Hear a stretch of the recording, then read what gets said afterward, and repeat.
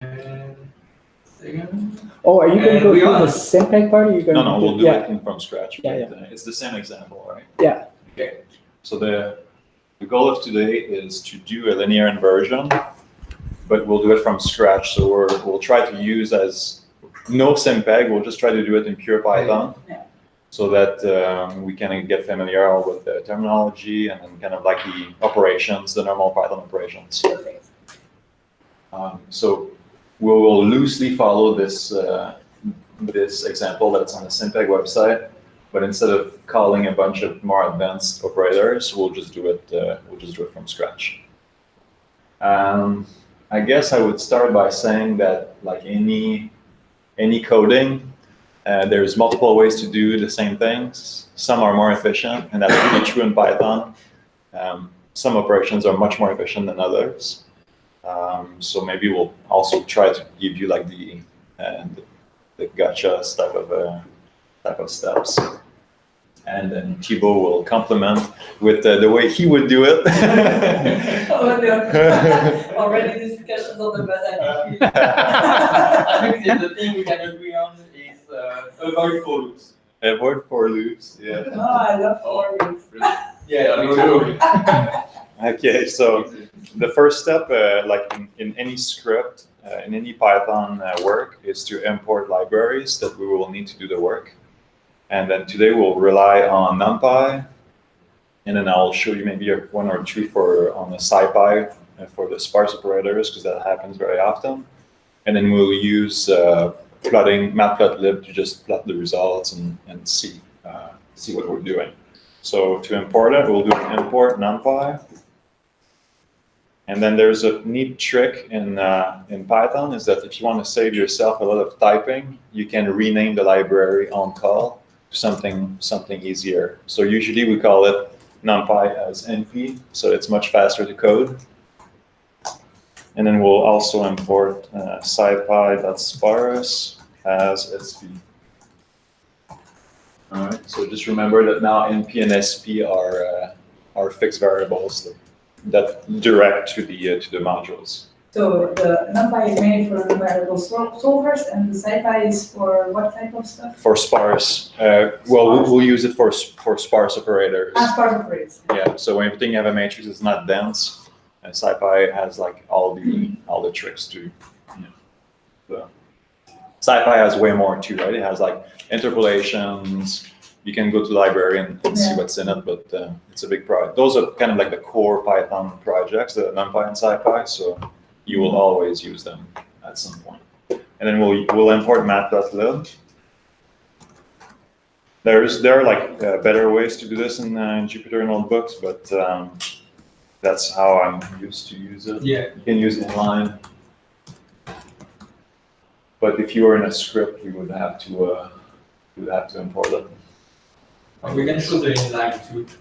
What's the inline command? Percent matplotlib inline. Oh, sorry, percent. No. So this is just a thing specific to notebooks. So your figures will display in the notebook and on code. Otherwise, if you don't add that, if you don't put the command of like saying like print, it's not gonna it's gonna compile the figures but not show it.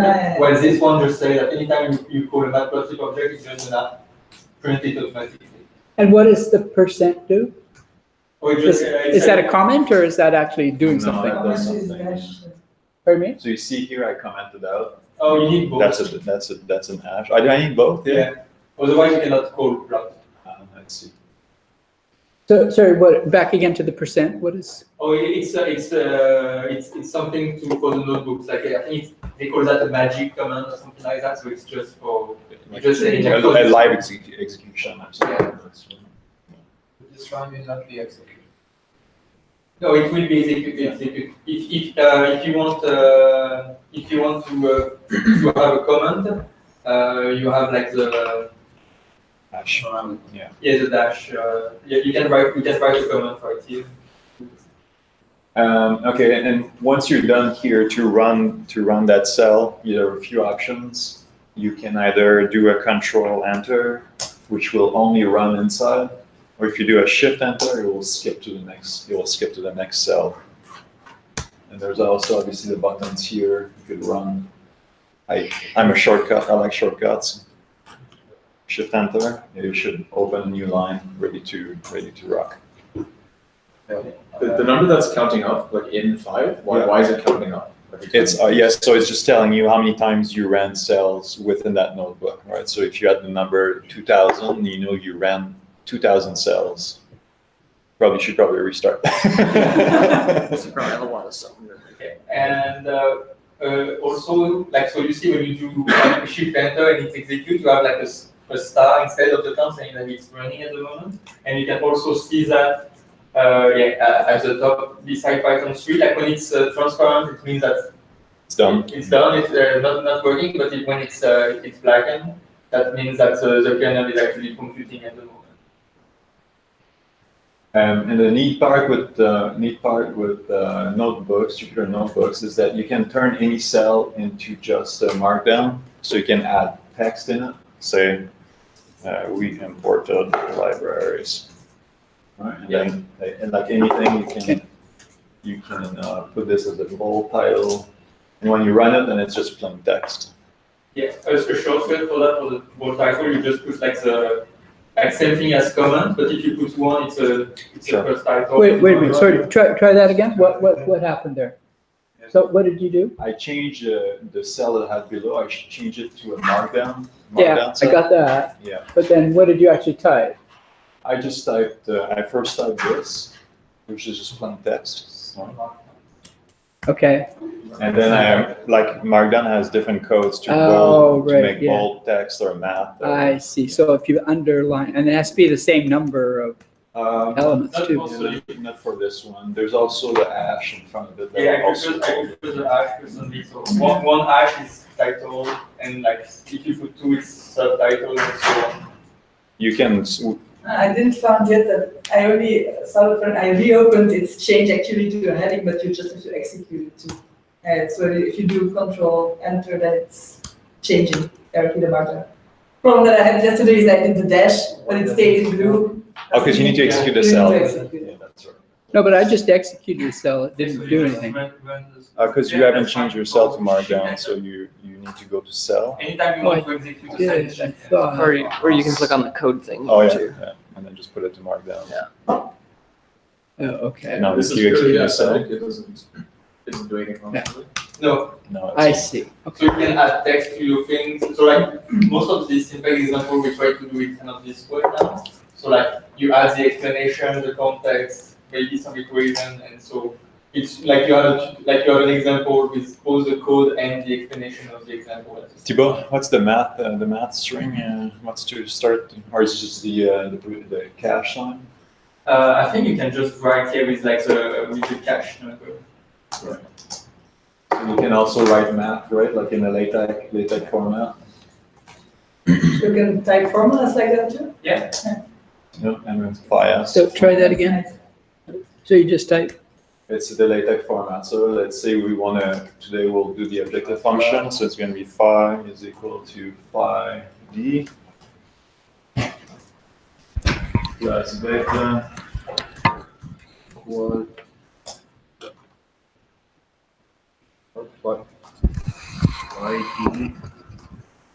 Plus underscore makes the subscript. underscore ID plus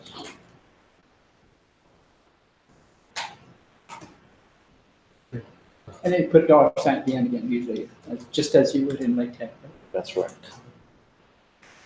Okay, so you see again, so this cell right now is a code cell, so you need to transform it into a, oh yeah, or just, yeah. Run this guy.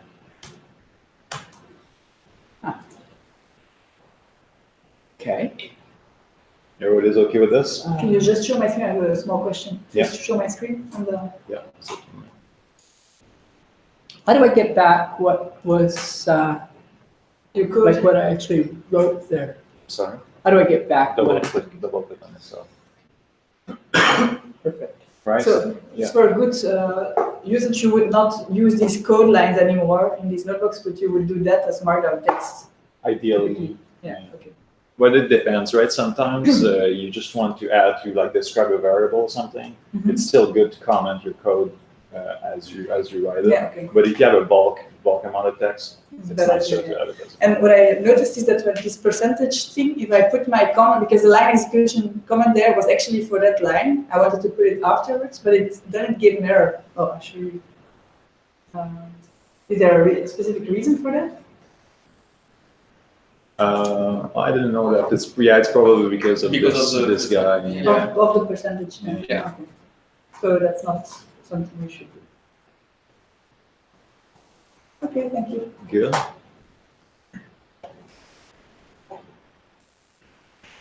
Okay, so everybody's happy with. If you want, like, if you need more details about Markdown, just do like us. Just Google search Markdown, Markdown, and you'll get tons of documentation, Yeah. Markdown syntax. That's what Thibaut was saying. The headers can be done with Ash and all that. Yeah, like Python and Markdown are really heavily used, so you probably, it never happened that I was the first one to encounter a problem, almost. So Are you okay? I tried putting the formula in the markdown section and it works. And then pasting the It's formula. 429. 429? No, 429 would be the older build. Would be the old building. Okay, that's- Yeah, you need to go to the old building, get out here, and then go to the other building back there. Thank you. Wrong floor. Dom, can you put Kevin's screen? Yeah. Oh,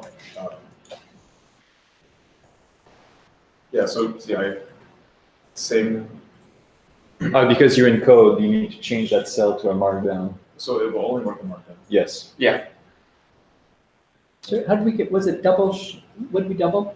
Double Yeah, click on the Yeah, cell. I guess what. Oh, just double click on. Yeah, But what does Good, markdown yeah. actually mean? That's a language like It's- HTML. Yeah. It's just a way to code. And it allows like string. it allows like syntax. This is backslashes. Yeah. Like in If lot I- of for example, I want to WordPress, for example, you Put here can something. use as a Markdown to note. edit Oh, really? So double click it.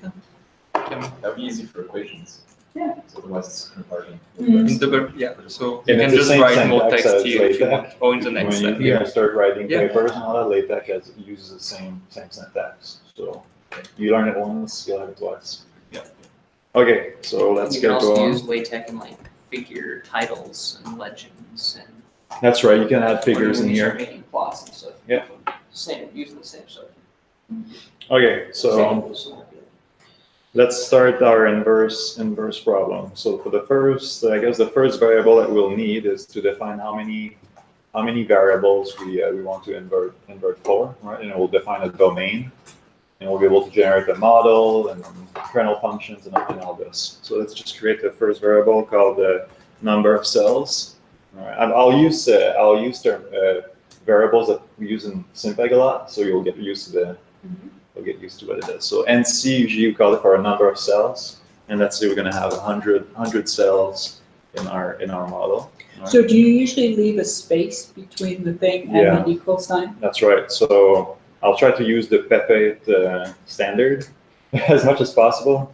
So space between operators, space after comma, no space between brackets. You'll see. I'll try to do it. How did you get the 1, 2, 3 in the faint text? I am sorry. 1, 2, 3. But Oh, those are just in view. You can see to get all line numbers. Oh, I see. Yeah, that's very useful. Or if you click on the cell and the NL, that's the shortcut for it. Yep. So number of cells. Oops. It's going to be 100. Okay.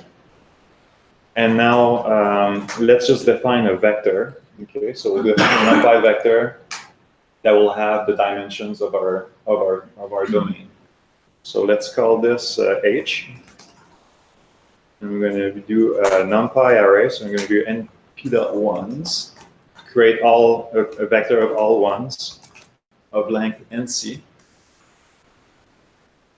And then we'll do our domain between 0 and 1. So we'll divide all our cells by by number of cells. So basically, if I run this and I ask what H is, it's just value of, it's a 1.01 for This each is the cells. number of.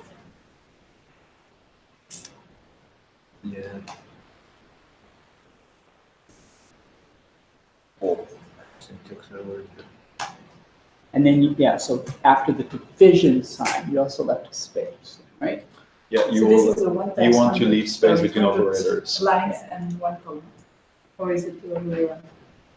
I'm sorry? It's a vector in this dimension, so it's 1 column and So 100 currently, lines, or the other way around? H is just a NumPy list. It has 0 dimensions. It has only one dimension basically. It's a vector of length 100. So Yes. yeah, it's something in matter doesn't exist. We can do the same. We can reshape this guy if in your mind it makes more sense. So you can do a reshape, and then let's put it in shape of 1 by 100. Right.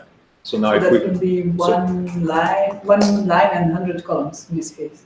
Or is it the other way I around? guess it left it this way. You need to put, like when you say the reshape, like it's like it creates something new, so you need to put H equal. Oh, that's H right. reshape. Of course. It's Thank not you, it's Thibaut. creating a new object when you call that function. Let's call it H row equals H reshape, and then if we ask what the H row is, then it's 1 by 100. It's not that important, but it's important if you start indexing your object, if you realize how many dimensions you have. And it will be important when we'll do dot products, because then you'll start to worry about which dimensions are hitting which side. Okay, so it's a good idea to do it, to reshape or not? Or is it something you usually do not do? It is a good idea. We won't use it here. But yeah. That being said, NumPy is very picky about dimensions. Yeah. SciPy is not as picky. You can do matrix vector I think products that and we'll was figure it out. amongst the most of the problems that I had while importing data. Yeah, we'll try. We'll see what happens. Okay, so let's continue with, simply you want us to do a reshape, or That's okay. Let's just leave it like this for now. Yeah. So now we've defined our domain, the cell size of our domain. To be able to create our kernel functions, we will need to know the cell centers. So basically the distance inside the domain, right? So let's call a variable called the cell center x. Okay. And then what we'll do is that we'll just sum along that vector to get where we are in space. So we'll do a NumPy that cumulative sum. There are multiple ways to do this, right? But you can do cumulative sum of h. Okay. And then we'll just come back by half the distance of h.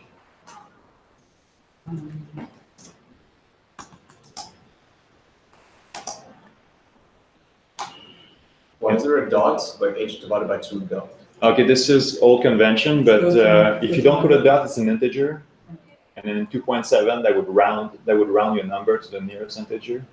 So it's just convention that to tell that it's a float, so that we get the decimal places. I don't think in 3.7 it matters anymore. Yeah. but- No, it in matters Python 3, if you have a float and integer, it's gonna be a float. But since there's still people running 2.7, it's good practice to make sure that it's not an integer, that it's a float.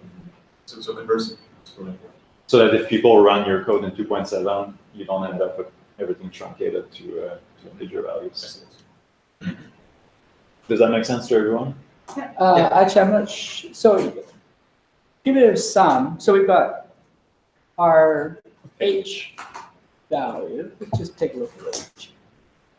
So they're all 0.01. Mm-hmm. So now it's going to, for each of the, so it's going to, cumulative sum is going to be first of all 0.01 and then 0.02. Correct. Yeah. Okay. That gives us kind of like. So that gives us an array. On the face. Right, so we're going to have 99 of those guys. No, it will be a length 100. Yeah. Because the first one is It's it's not itself. added. Yeah. You start again with the first. Oh, you're going to start with itself. Okay. And then, And then the last one will be kind of the edge of our domain. So it'll Yeah, be the total okay. length of it. and now- then you're going to take half of each of those cells. Come back. This is just to create. Yeah. Why don't you just do like a range from 0 to 0.1 with a step of 0.1? Absolutely. Yeah. There are multiple ways to do this. I just wanted to show you cumulative sum is a good function to know.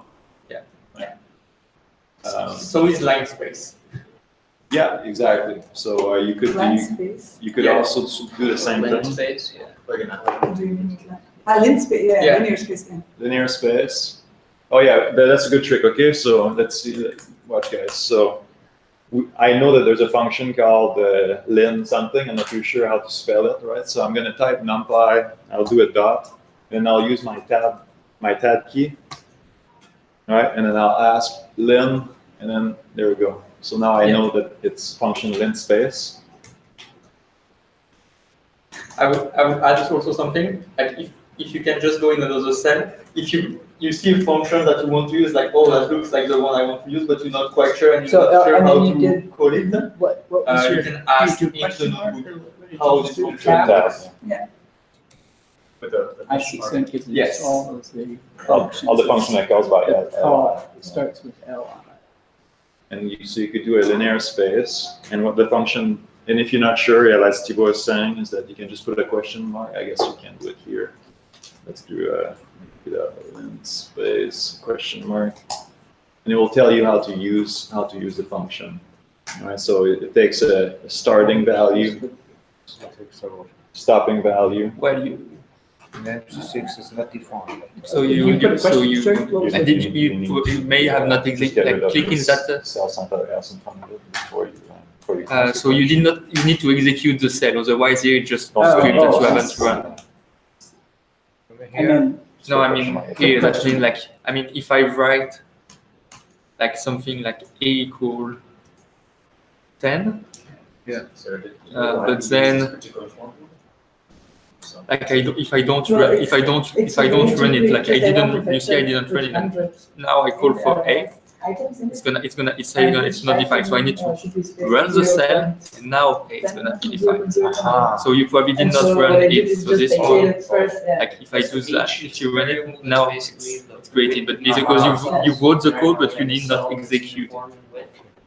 And the width of each one of them is 1/100th of a unit, because our mesh is a unit mesh from 0 to 1. You could just ask So for we a divided- step, arrange Divided step. that unit cell into 100 little cells. And then you get the center of each of those. And we're grabbing So the lint, the could you just getting put how the you X location put of the this center. as a lint space comment, Oh, like yeah, C? so Is what CC. We'll use the lint space later. Centers. Okay. It's just like there are a million ways to do this. So like just the- go and keep Lint going. space is similar to range cells. Yeah, I link space That's has not much more Options. Yeah, so you can. And then exactly link space is the way actually you creating use the value so that just range. yeah. Value, are you good? Something to iterate, but it's not actually creating the array. 5. I see. Okay, let's carry on. So you could try that and just do it and see if it comes out the same. So everybody has CCX here, however you created it. We have a CCX that looks like this. Everybody's happy? Yes? Yeah. Very. One moment. Yeah, should go Yeah. down in line, yeah?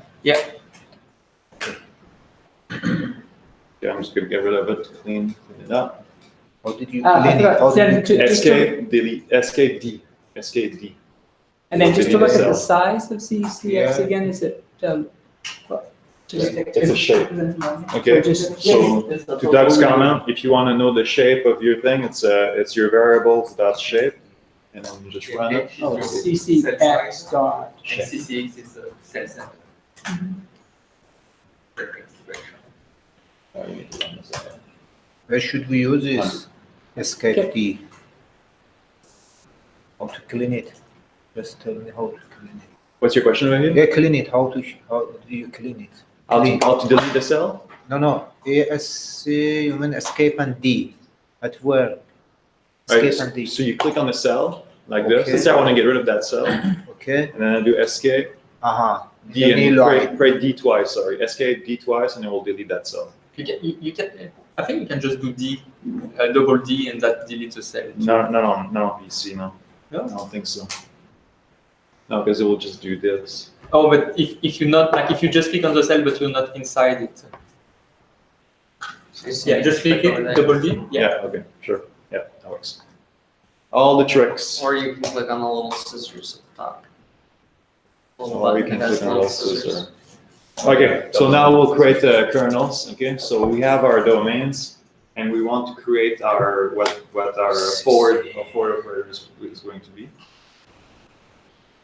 So because we want to copy what we did in the example here, I'll just type it and just show you what it does. So we'll create a function. This is how we create a function in Python. It's called def for a definition. So we'll define a function. Let's call it kernel. And then kernel will take an index. Okay. So we know that when we'll call this function, we will need to input something. It will be an integer values. This function will create a vector. And then because we want to do this, it's going to be a mix of an exponential and a cosine function. Okay, so I'm just going to type it here, and then you guys can copy what it is. Same as on the left window here. So that's basically that's going to be our linear kernel to go from a model to data, and that's what we're going to inverse later. It's your model of reality. Yeah. So it's going to be an exponential. We'll add something in it, and then we're going to times the cosine function. Is that a Any reason that you changed lines there, or? I'll tell you in a second. Okay, we will copy exactly what you say. All right. It's because once I add stuff, this function is going to be very long. And then I'm just showing you good practice here. So you don't need the backslash anymore to change lines? No, if you put it in brackets, you don't need to do a backslash. Ah, okay. Yeah. So if it's as long as you open a bracket, then you can just return line. That's nice. And then the Pepe convention is that once you do a return, you want to do a single tab distance, and then at the end, the bracket should close in front at the same space as vector. This is kind of like good convention. Anyway, the notebook does it automatically, these conventions. Yeah, this one just did, right? Yeah. And is it tab or is it 4 spaces normally? A tab is 4 spaces. You want to do spaces, not tabs. Yeah. But yeah, Jupyter Notebook converts tabs into spaces right away, so you don't have to worry about this. Handy. Okay, so we're just gonna add some stuff in there. So we're gonna have some coefficient p for power. It's gonna be multiplying our input variable I. And then we want that function to span our space, right? So we'll be multiplying by our vector ccx.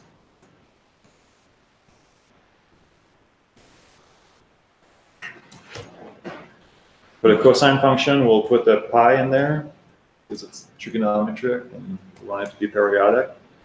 And then we'll have another coefficient. It's called q. It's going to multiply our index, and it's going to span our entire space ccx.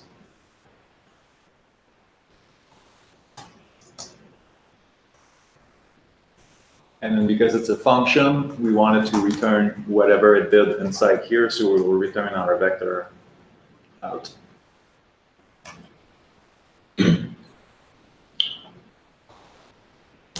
So you don't put any doc inside this function? What's up? Do you always put documentation underneath the definition? Thank you, Sarah. Yeah, so good practice is to put documentation like this. For documentation, this is the triple quotation, and here everything is text. So this is our kernel function.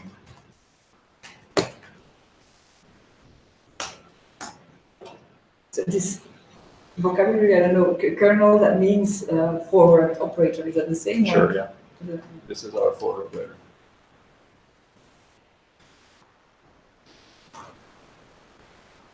Well, your forward operator is actually the integral It would be kernel times something. Yeah, that's why kernel, what does it actually mean? Kernel is just the function that's inside that Fredholm equation the first time. We just got that. Your data are the integral of Yes. something times your model. Something. Yes. Okay.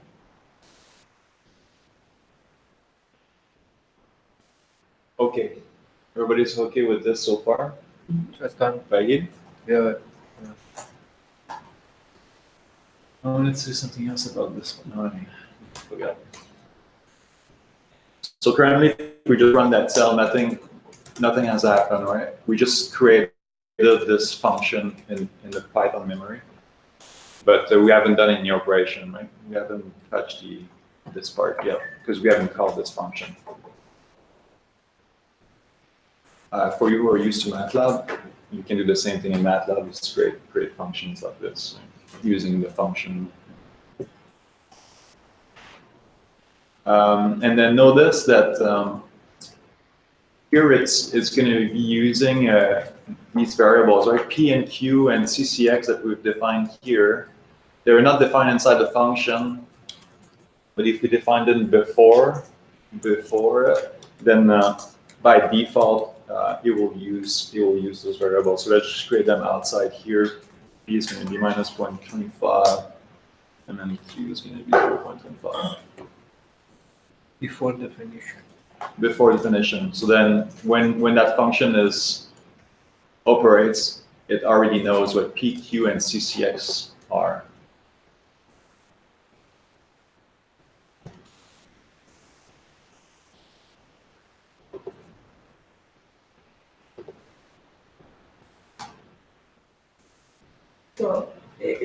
So here it's in the script, of course, but if you would want that this function is universal, you should also put P and Q between the brackets, or? Correct. Yeah. Okay. Yeah. That's right. So Sarah's comment is that if we don't want to risk that P and Q are just overwritten during our execution of other programs, we could input P and Q as extra variables, right? Here it's okay. We're going to be careful. Yeah. Or what you can do is that You can define an you inside. can define a default inside the function. Like I mean in the bracket.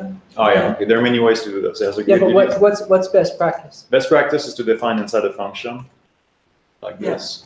Yeah. So that default, when nothing is given, it's that, and otherwise it's what's given before. Exactly. this is best practice. Okay, let's do best practice. Yeah, remove that P. So then you can call that function after that with one argument, 2 arguments, or 3 3, arguments. yeah. Okay. And then the order is important. If you're gonna have variables. And now in there, you didn't use spaces between. Not in function Not in calls. function. not And so in function function calls. call, There's no spacing. But behind the comma, yes. Yes. Yeah, always after a comma, there's going to be a space. So this is a nice way to do this because you give this function default values, but you can always override them. So if I would call this function here and I put like any number, this will work. Oh, sorry, I need to rewind this. So this will work, but I could also change my P by just saying P equals something else, and then it will change the P value. It's an optional. When you do this, you're optionally. It's an optional call. Does that make sense, Becky? Yeah. I didn't get it. What does it? Okay, so here basically we're just inputting default values for P and Q, and then when you call in your function, you have the choice to change them or not. Right. So I don't have to put P or Q. It will use these values by default, but I could override the value by just. What's this 3 that you put in kernel? This is for the integer, right? It's for this integer okay, value okay. here. The order is important. So you cannot do the opposite. You cannot do P equals 1 and then put your integer. This will not work. You need to do the forced value first and then the optionals in any order. The order doesn't matter for the optionals. So I could do Q equals 0.5, P equals to 1, and it will still work.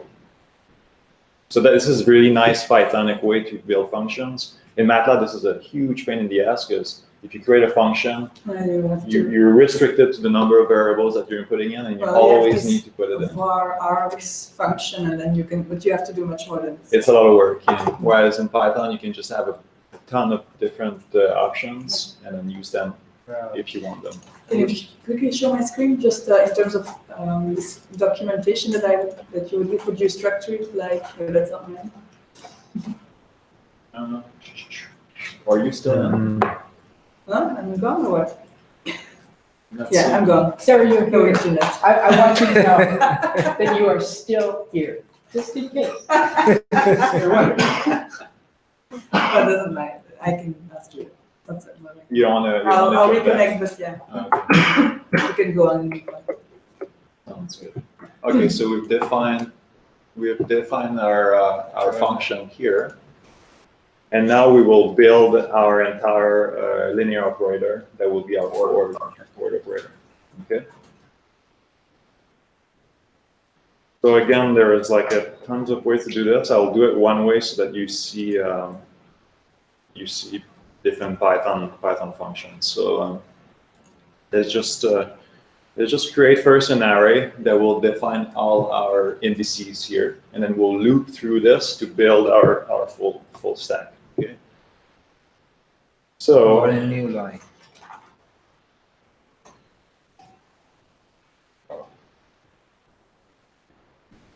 So let's just define how many data we want to have. Okay, so let's do number of data. It's going to be 10.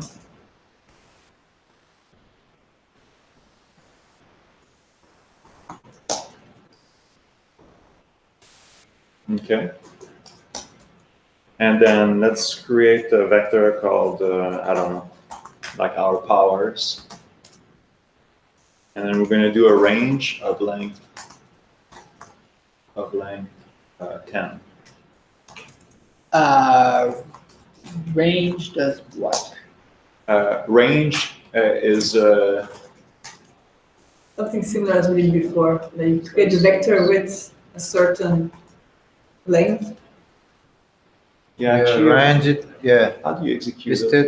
It shows the extent of. So a range from 1 to 10 in this case. Yeah.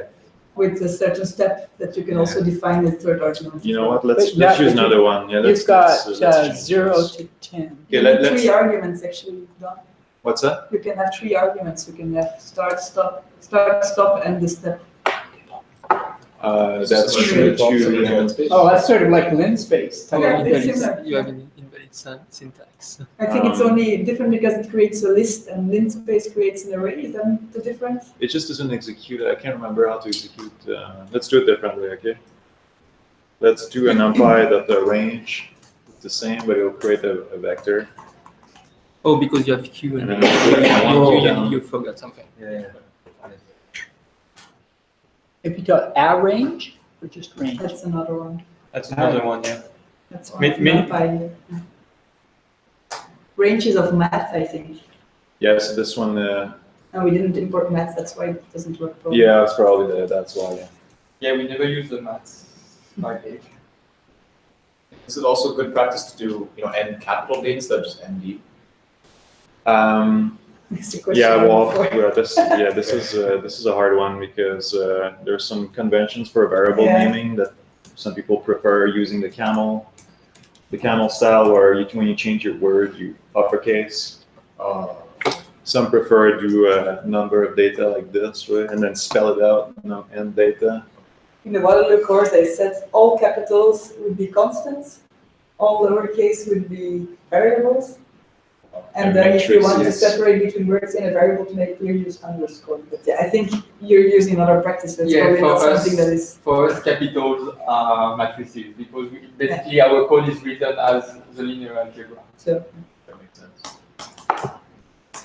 Okay. So here we just created a list that goes from 1 to 9. Yeah. So this arrange now creates a range from 1 to 10 with steps of 1, is that it? That's right. Yeah.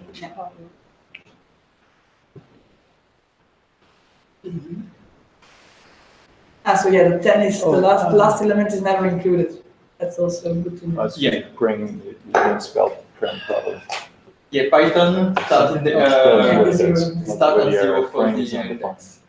Contrary to MATLAB, that start at 1. Yeah, but in the range I would Should there think be you a say from 1 to bracket or 10. space or just? No. 1 is included, but 10 is not included in your. Yeah, because it's come from No, because it Yeah, doesn't start at okay. 0 here. So you mean Yeah, one- but because it inputted 1. If it didn't Yeah. put 1, that would start from 0. So your index has to be +1 at the end if you want the last number to be included. Yeah. Because if you just call np.arrange and 10, it will create a list of 10 elements. Okay, you're right. Let's sorry, I just add one here. So we have 10 number of data.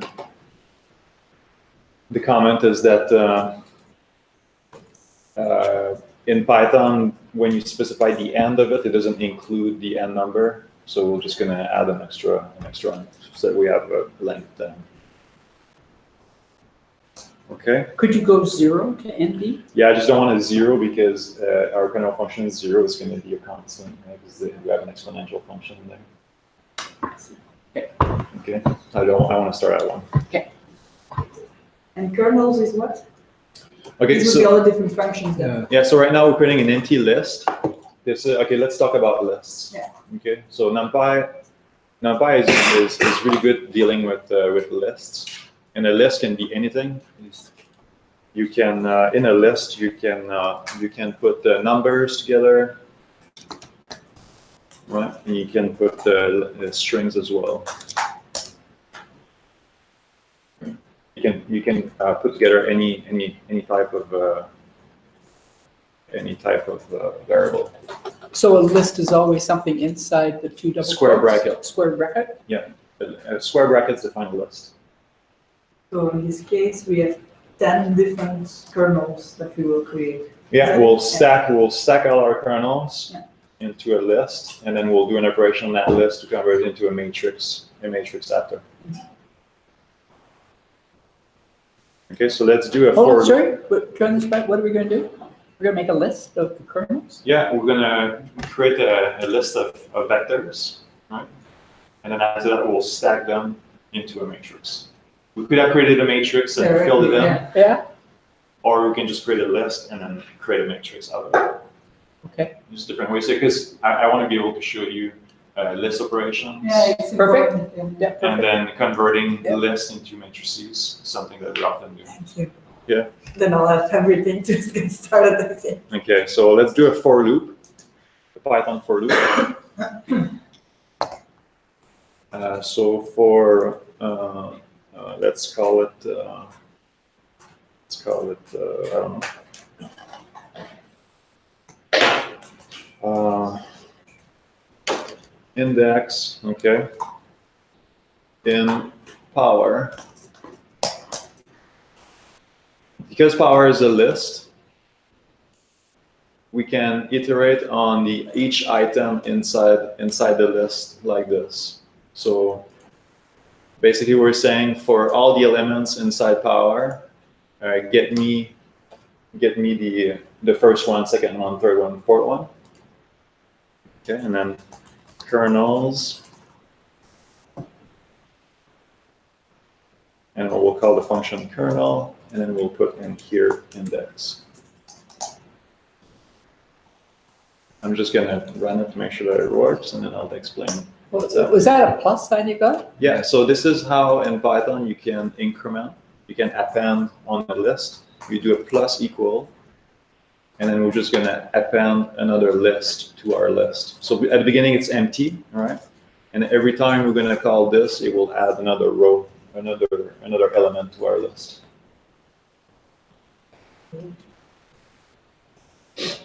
And same, like there are many options to do that. Like if you do dot and tab completion, there is a function append that basically does the same thing.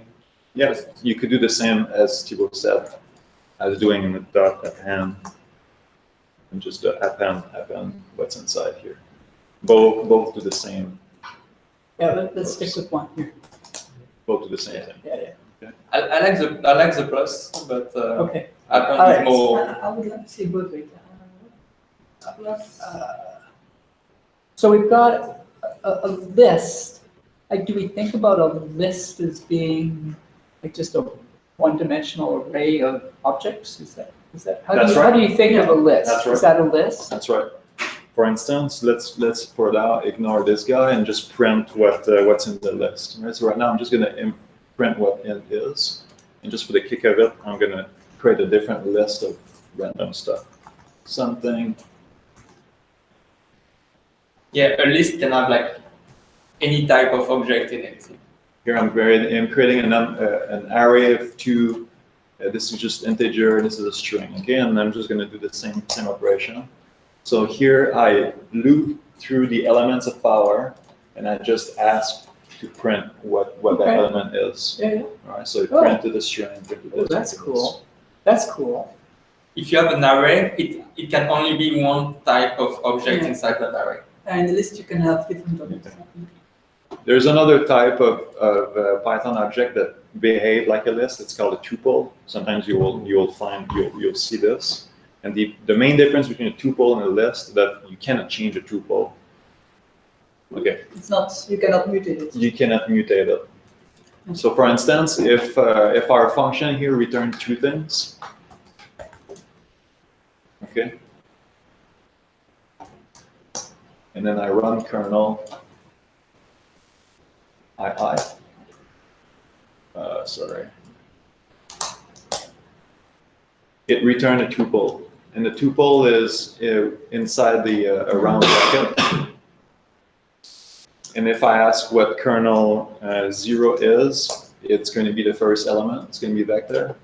And if I ask for the second element, it will be my index that I inputted in. And you cannot change And I cannot change what's inside kernel. I cannot say kernel 0 equals 1. It'll say it's a tuple. It cannot be. It's going to be reassigned. Yeah. Okay. It's just for you to know what a tuple is versus a list. Don't worry about this for now, maybe, but.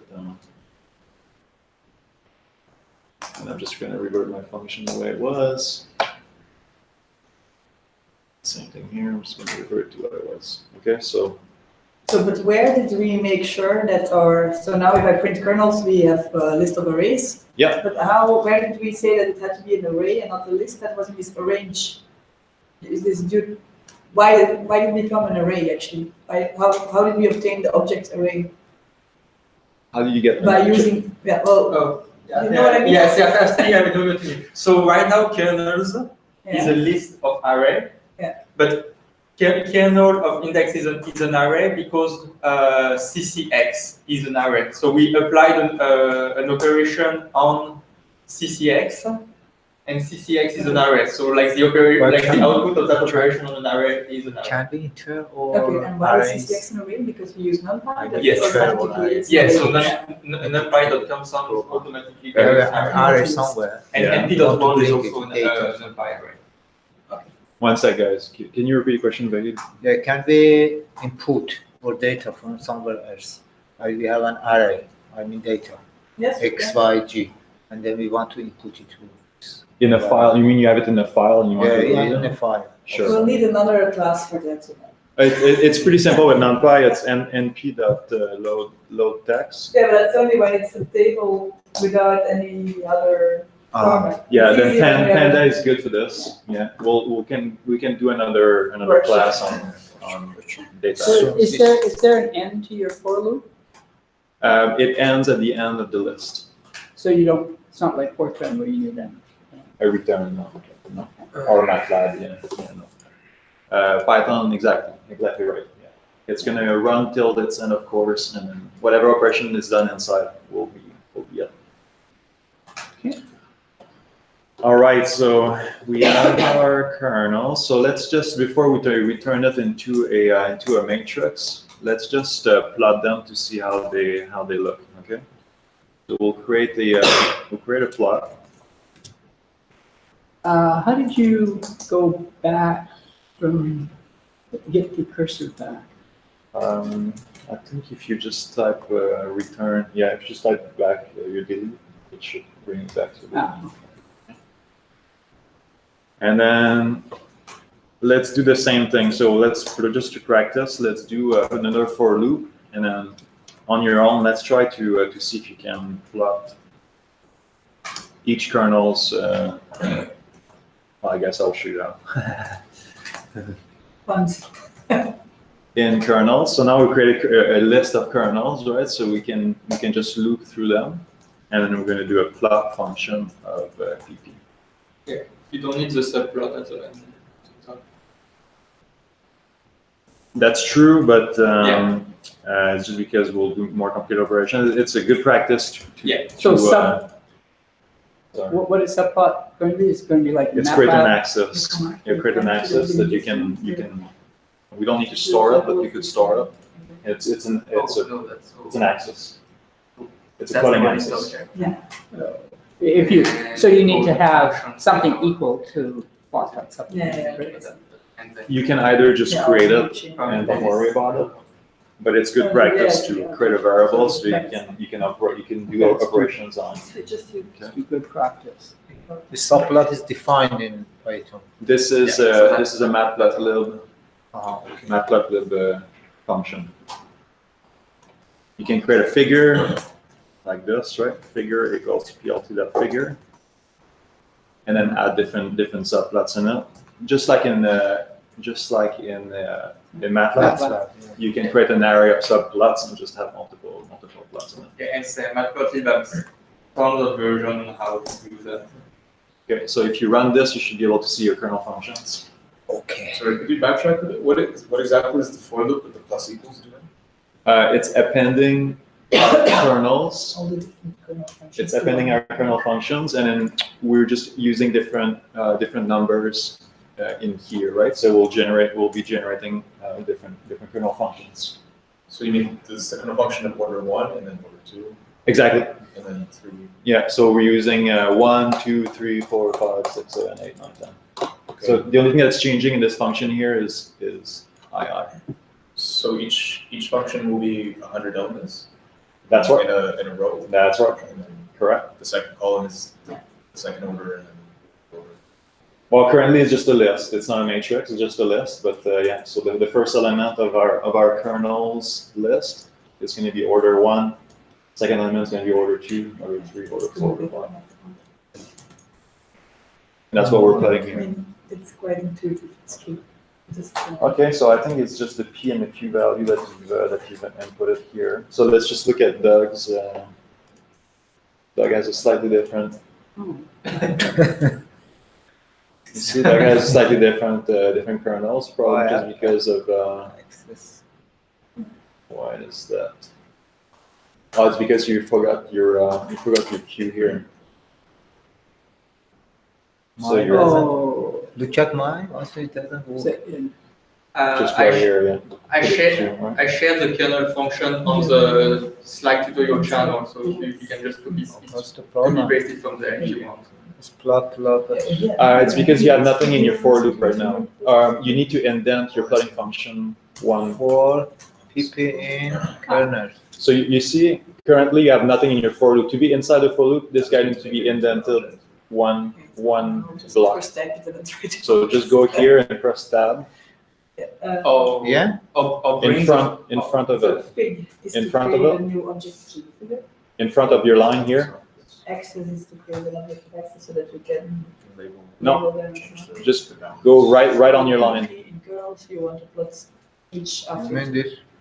In tab, you need 4 spaces. You need to do the for loop for the plotting, or it plots automatically in different colors if you just give it. it just an array? plot in different colors. Ah. automatically. One more time. I think So you you're don't missing necessarily one. Need this actually. Yeah. You could Now run it. directly plot. Oh, I don't know. I don't like because here we're just looping over the. Yeah, well, it's in MATLAB, you know, figure it will. So kernel is not defined. Can you move up? It will give it directly. We can try. Okay, you see, so Yes. you had an error here, so your function was never defined. Can you debug what's your error here? That's the indent. Which one? Indent, yes, super You see, important. it returns an error. Whoa, you're moving too fast. Yeah, it returns an error. Stop moving. No, it's only Stop moving. the first column. Then Yeah, probably. Vahid, just go down It slowly. doesn't even look like the first one. Okay. I don't know So what let go. why Let go do your guys- cursor. So this is it really necessary? Okay, so you have an error here. Or You have an only error if in your want function. to Can you add figure out what's your error? access? It's Yeah, telling it's you. not like- Look at the Well, string. it's not necessary. I So now if I want to start No, you see it return a syntax error. editing it, I need this. Syntax error. This part. you mean? Yeah, you see right here, it's telling there's an error. And it's actually pointing you where the error is.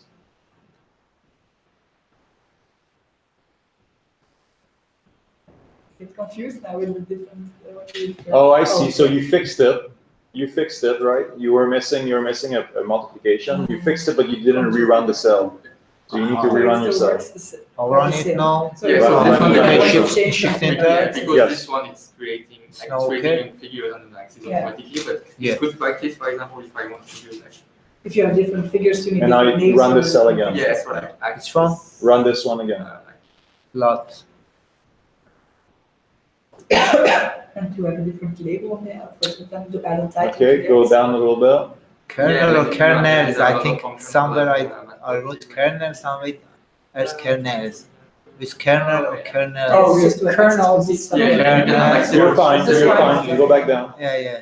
Like you can have several Yeah, windows one of S different missed, size, yeah. so like that. No, I think You have, like, you're one big- okay for this one part, big but windows. can you So go that's- down? But why do you call it You wanna access read your point? error message I would always. call it subtool, sorry. Okay. Subtool. Oh, that's because that's So, how they call it in. What is it telling you? It's telling you that NP pi. is not Because this is defined. not how we That's right, access because you something. forgot to When we put discuss NP data, in front of it. It's NP.pi. Like you Okay. have one big figures, in the figures you can have several. Yeah, so it's axes. not referring to Where only is this it? and this. No, that's It's Oh, that's actually, referring to the whole thing. We would just want Like, P So here. if you We don't want to want, add we don't want access for pi. one- so for Just- example, just I want to put change P. the Remove the tag I. amount from 1, 10, 20 or Yeah, you extra. mean? Yeah, so I have. Yeah? Yes. And then run that cell again. Every time you should run it. If you change something, you need to run it. Yeah. And we can And then probably run the add- cell again. So now it became smaller because. Yeah, you had because I've divided Yeah. it into. Just run the cell. Shift enter. You mean the last one, yeah? This one. Yes. Yeah.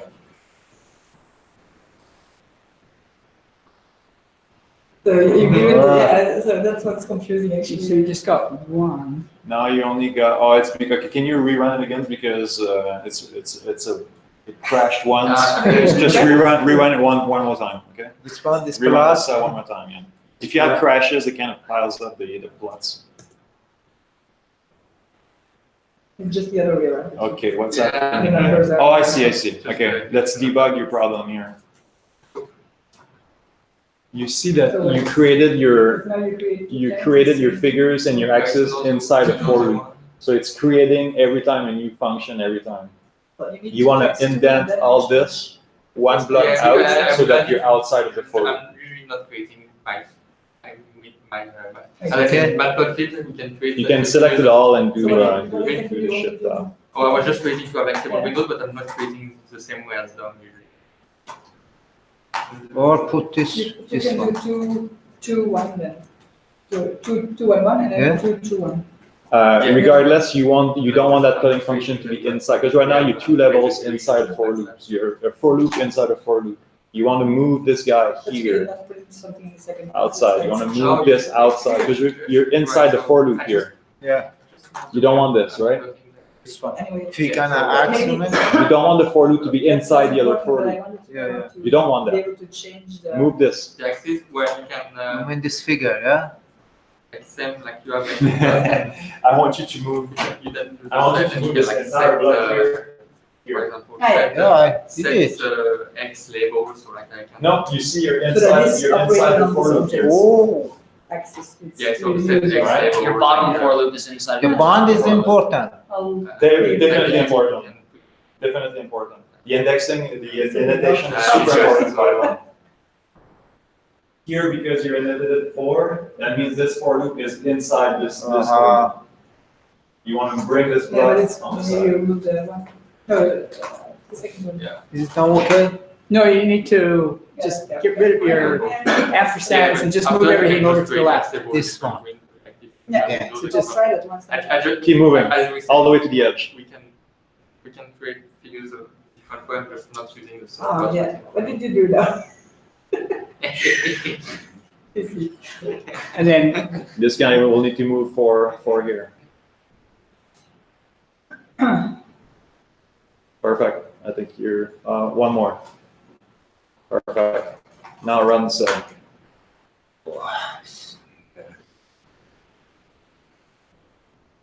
Beautiful. Thank you. All right. so Even the the other two lines, the fig is equal to that and the ax. So I'll They come were back. unimportant. I'm sorry, Doug? Well, he had commented about fig and axe in his, Yeah, so that was Thibault's comment. So in theory, if you only have a single plot, you don't need to define it. Okay. But later on, we'll have multiple plots, so it's good practice to define a figure, define your axes, and operate on these axes. Okay, we're all the same level, all good. Yes. Now, let's just create a model, a simple model that will be hitting those kernels with. Okay, so let's create a variable called model. so we're not gonna put those into a matrix? Okay, we can do it now. That's a good idea. Okay. Yeah. This number. Let's call this a matrix I was G. gonna do like Yeah. question mark. Okay, it's gonna Yeah, be that's what we can gonna do This is use one the figure, vertical each one is stack. an axis.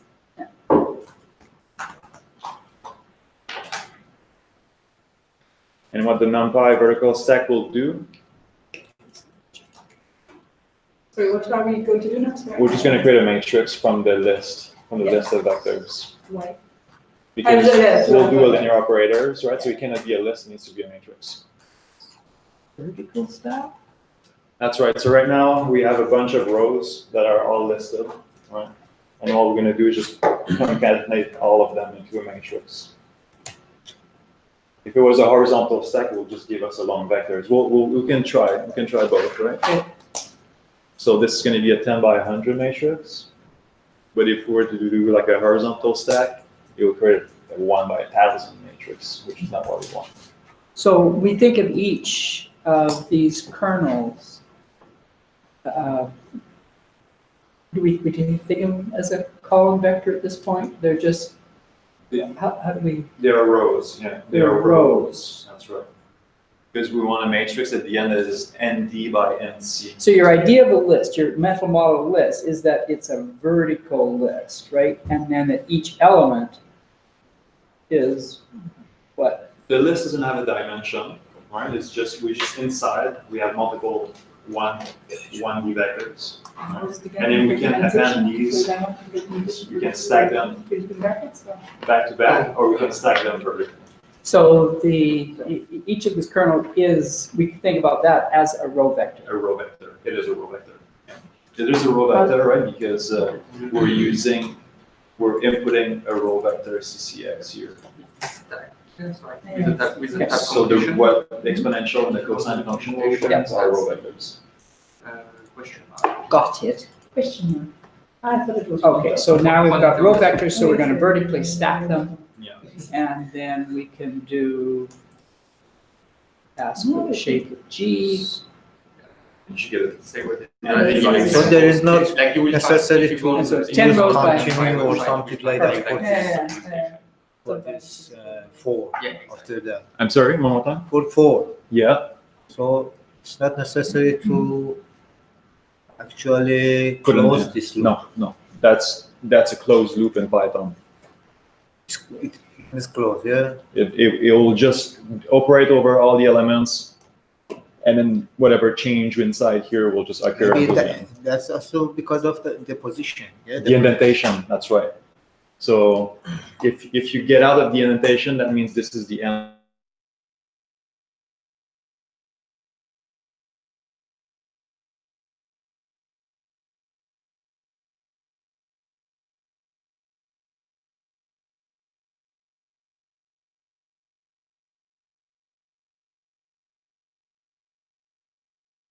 Used and no, it's not used. Just this place. Just the Okay, now let's create a model. We need to move a little bit faster. And then let's create an array of zeros. It's going to be obviously NC long, right? It's just the size of our model.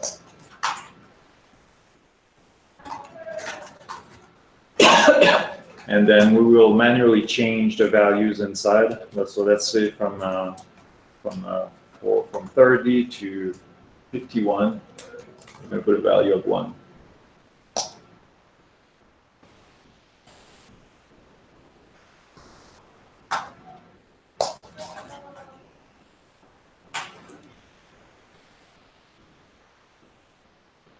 All right, so there are a few things that happen here. The Python indexing includes the first entry, but as we said, excludes the last one. So here we're saying we're gonna go from 30 to 50, we're gonna assign a value of 1, because the last one is ignored.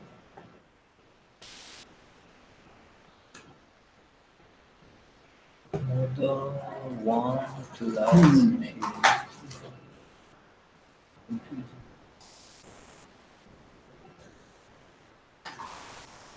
30, 51. This is so going to be an error and I will make a lot. Yeah. Forget that this last value is not inside. Yeah. Mess that up. Okay, and you see in my plotting function here, before we didn't define what the x array was, we were just plotting what the y values, and it's just using the order, right? So it's from 0 to 100. Here I want to show you what it looks like in real space. So I'm inputting what the cell sampler values are, right? So now it's from 0 to 1, and then I have a square model. For some reason I have an error here. Can you put up Index Sarah's screen Yeah, so we all see it? very sad. Oh, sorry.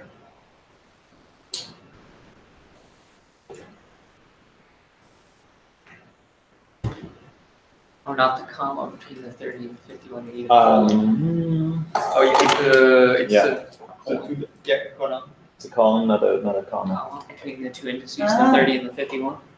This would work if it was a two-dimensional array, right? But we were doing a single value. Yeah, single row. Oh, no, you want a column, not a single. Column, yeah, so, There you go, yeah. so what is this doing? This is just saying between 30 and 50, we replace everything by a 1. Yes. Yeah. And then if you run this, you should get a square. Can I share my screen? How do I share my screen? Yeah, one second, I'll click on these. Zero index. And then you have an error saying what? no, Oh, okay, No, it's in because C. No, it's gonna be from it's your 30 print to statement. No, you're fine, like just go back. Your print statement Yeah, but is that's open strange. close bracket around them. No, But even yeah, because the 30 so, place, but 0 exists. So, Yes. yeah. So it will be the, You see if you error. count, will be the 31st element here, but it has name 30. Yeah. Yeah. what have I done there? You see, so Let's see. you have to count just from 0, but you don't have to change your indexes, it's just that. Here, The name 30 instead of will a be at comma, place you use the 31. period. Oh, So it would be kind of like It's asking strange. the property of Got it. CCX model. yeah. It was Bad. counting as advantage and disadvantage. Yeah. Okay. Perfect. There are fancy ways to index also. For instance, if we wanted to change a value every 2, starting from 30, it's a double column, and that will increment index factor 2, right? So just skipping every 2 here in this case. Yeah. So if you do column, right, and you could do from 50 to 2, increment of 2. If I don't, So where's the documentation for that? this is pure Python syntax, yeah. That's on one of the first. This is to be able to increment by every 2. You can increment like this. It's a bit different than MATLAB because in MATLAB you put the 2 in the The middle. other way, yeah, Mhm. it's more intuitive. All right, so we're just gonna stick to what you You guys guys, did. MATLAB is in the middle. Yeah. We should clean. That's what I'm saying, it's just you have to change your head. You don't use MATLAB anymore. Okay, And if I was just gonna ask for a command for, No, but let's say MATLAB or Python Otherwise you get indexing, like how would I find it? Where would I I get go that on this, information? pretty sure. Google this. Yeah. Yeah, but even for these kind of things, I think the website really of Python is really good. They just It tells you from here, scratch I see. tutorial. Okay, okay? thank you. And it's like each side. Yeah, it's just like, Okay, so now let's generate some data. All right, I'm gonna show you what model net- here, sorry, with model here you are creating, because we already created these kernel functions were a model of reality. So what's model, just the the not workflow. the programming, but what are we doing here right now? What's the? We're gonna create, we wanna generate data, right? So we have the forward operator Yeah, times the model Yeah. will give us data. So I thought we had already done- Kernel is our physics, Yeah. and this model is our Earth model. That's our model So that's of the subsurface. the synthetic data. No, that's like It's your one-dimensional model, what you're looking at is go down. Yeah, the Yeah. subsurface actually. One Yeah. meter. yeah. Okay. And the kernel is your physics. So then you have your Yeah, physics I see. operator and your model, and gets you your data. Don't type this, Doug, it's fine. I'm just, So I'll call it conceptual model or something like that, or the true model, That's our Earth model. all right? Okay. What did you do? Don't worry about this. I'm just telling you what we're doing here. We want to do G times our model gives us the true data. Okay. So first, let's do the right thing, and I'll show you if you do the wrong thing what happens. Okay. So data is going to be a dot product between G and our model.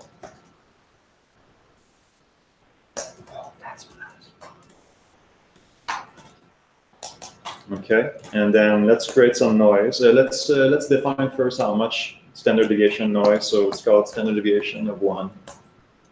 Okay, and then let's generate some random noise using the NumPy random function, and it's going to be a blank number of data times our standard deviation. All right. So by default, the rand_n function returns standard deviation of 1. So we could increase or decrease our standard deviation. And mean of 0. And a mean of 0. And now we can generate data noisy. This is going to be data plus noise. And then we can plot what we can plot PLT. Let's do a scatter plot because it's nicer. Okay. So this is our true data, and then let's just plot our noisy data.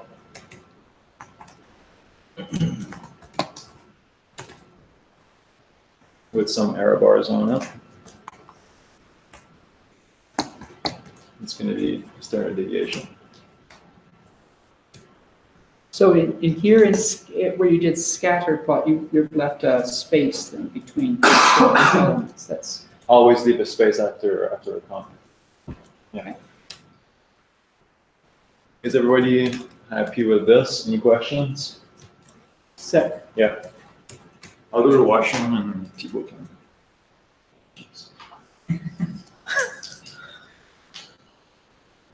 No choice. Oh, that's fine.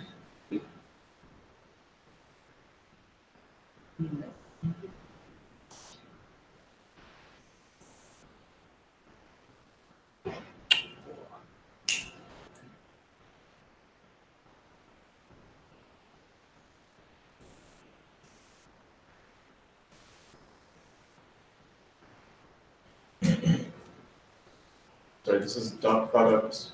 They're not the same dimensions. Right? It's the same as a matrix. But there's multiplication. Yeah. So Straighten out the road.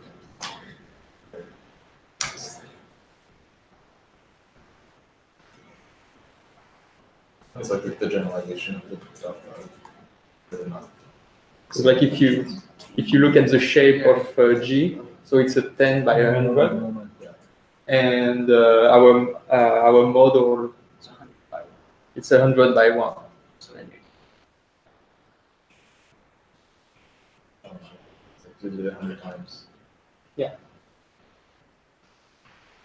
So if I think in just data terms, I'm still not grasping entirely. So this model would then be, for example, a vector with electrical resistivity?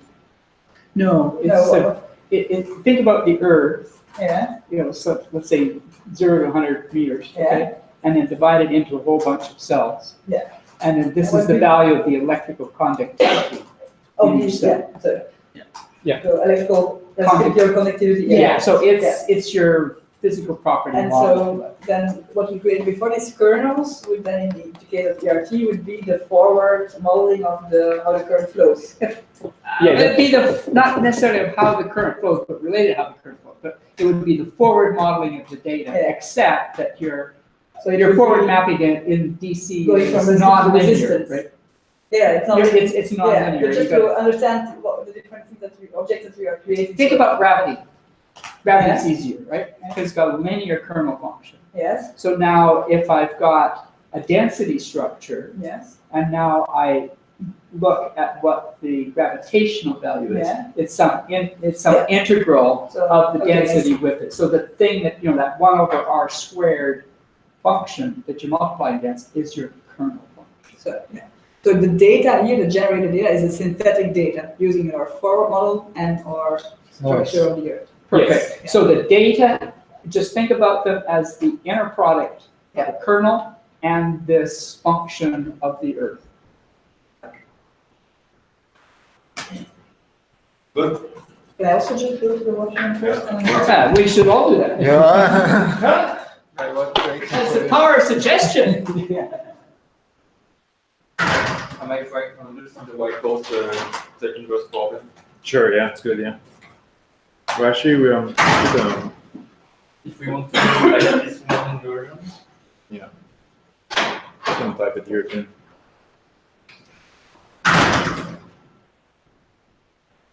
create a gradient matrix. Oh, shit. Yeah.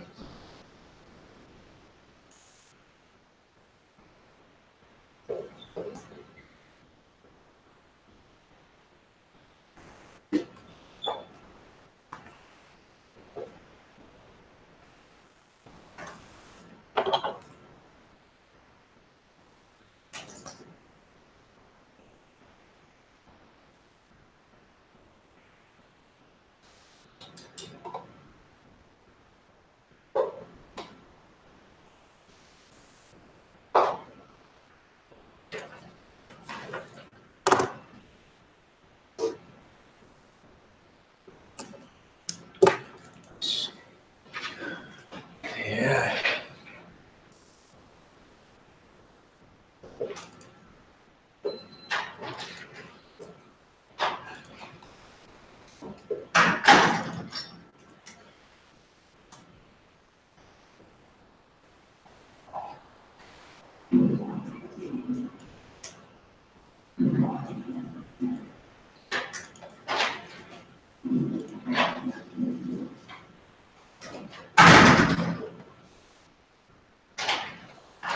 It's my turn. Oh, there's three up there, so there's lots. Really? Okay. So this only plots like half the error bar. Oh, no, what? Why is this? What's going on here? Let's just put points instead in the function, because right now it's just plotted as a line, so I'll show you back here. Where did that guy go? So they just put markers instead. You could put markers of where the actual points are. Put markers where the actual points are, and then the length of the bar. Done. Done. I'm gonna write the Okay. formulation for inverse problem and just send it to you. See back, look at this Do you here. want to export Just this add image or markers generate here? and put colors on it, Tuple in GeoSci.xyz. and it will show you the position of these guys, of the noisy data. So the error bars are plotted with the noisy You have to data. put, it's not like something you can do. Yeah, exactly. Oh, the So- error bar. Oh, I see. So we don't have the I would noisy create a data plot. We few just so that's got where, the like, error The the bar. lines, Yeah. yes, the lines. I got You it. can add markers. Yeah, so no, you no, see I what- got it. Just looked a little odd. So you said most of them are within the standard deviation, but we have a few Yeah. points that are Just so outside, that you- Good, as we should. as we should. Okay. just so confused. I think they want to go on some. Okay, Whatever. are you all good? Yes. So now we will do the inverse problem, right? Because we have our forward mapping we have our data, our synthetic noisy data, and then so we'll need to generate the objective function, our regular objective. So Thibault wrote on the board what the objective function looks like. Okay. So all we're missing right now, we have this, we have everything that we need in here. Right. We need to create two other matrices for our regularization function. Okay. So let's first create our usual WS matrix. Okay, so our WS matrix will be equals to, and here we'll use a SciPy sparse one.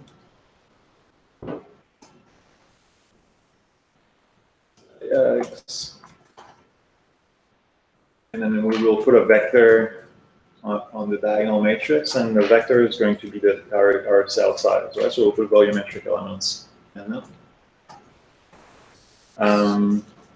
And then we have this because we've So it's already. just H? That's right. That's correct. Perfect. H. And actually, it's going to be the square root of H, right?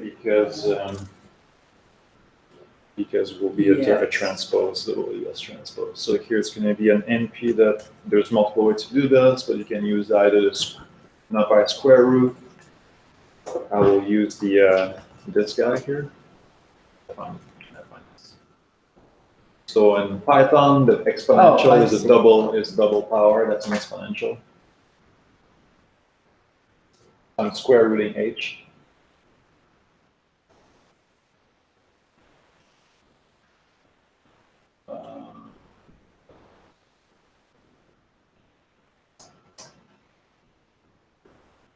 There's what's the one to just put it right on just create a diagonal matrix.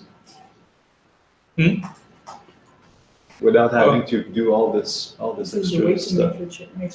I can send you my my definition of the gradient matrix if you want on Slack. No, that's okay. Like for me, I was using just NumPy. I think you can do sp.i. But that's the identity matrix. But you can give it also the length in both directions, np.i, and you give the dimension. No, but I want to have the dimensionality of my mesh inside, right? I don't want an identity matrix. I want the 1/h square, or sorry, the h square on them. Yeah, but your h is the same everywhere, so you can just divide that as a constant in front. Okay, let's just create a diagonal matrix, and it's going to be dimensions nc by nc. That should work. And we could put it on the 0 diagonal. Okay, perfect. So to create a sparse matrix, we need to give it a vector. Okay. We'll tell it to put it on the 0th diagonal, which is like the main diagonal. And then we have to define the dimensions of the operator. But H is, oh, I see. If NC was less than, if we put a number that was less than the length of H, then it would have still You'll truncate. truncated. And if we do it more, then it's going to come back. You'll complain. Correct. Got it. Then you can always use always use the plane function called spy, and that will show you your matrix.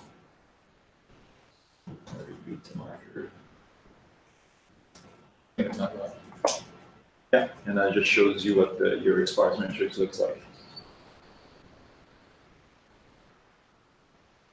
Okay. The sparse matrix means that not all elements are filled. It only stores the non-zeros. Yeah. Yeah. There are different ways to store it, but that's beyond the scope.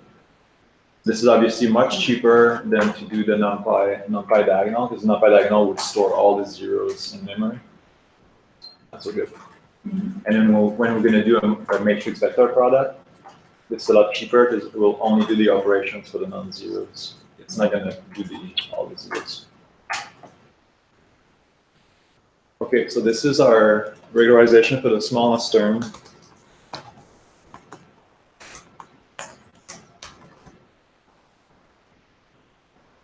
And now we're going to do the smoothness. Okay, it's going to be our WX matrix.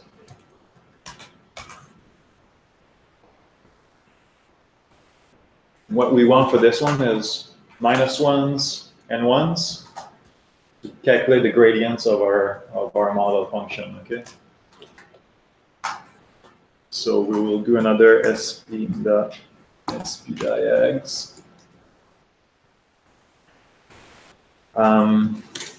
Okay, so here we need two vectors, right? We need a vectors of -1s and a vectors of 1s that we'll put on two different diagonals. Let's just define this guy first. We'll need an array. Okay. Of NC long.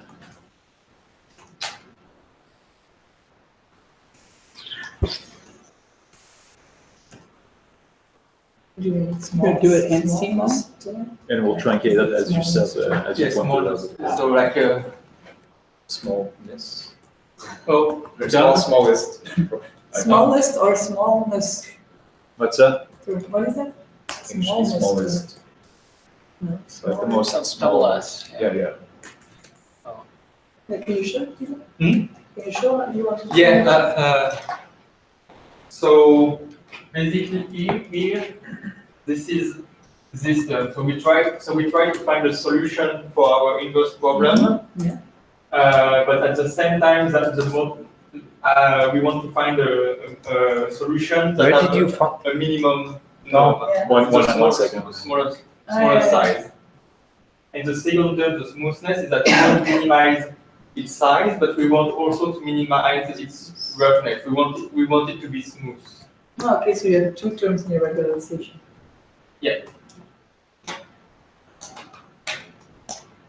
In the 1D problem. In the Okay. 3D problem, you have. This is a bit tricky operation, but Yeah, that's why. Just define, We where actually did you only have define this this business speed? marker I and then don't have three-dimensional. speed. Just you can import it here. I'll show you. So we just have that. Just Speed. it's Yeah, sci-fi that's less my thing. The program Sorry. is okay. import. Yeah. Sci-fi. That's sparse Yeah. as SP. Yeah, because I. And we do have that problem. Oh, we We did have have, 100 we have that unknowns right to start? and But you 10 didn't know. Oh. So we need to input more Yeah, information. But I understand, I thought it was only a smoothness, I didn't know you had this smallness. Sci-fi, We are small. sports, So that as was speed. So that's a DDX dot T? What's that? It's just because the dimension, this function requires a row. It requires column vector, and right now it's a row. Right, so if you just plug dx, dx.shape,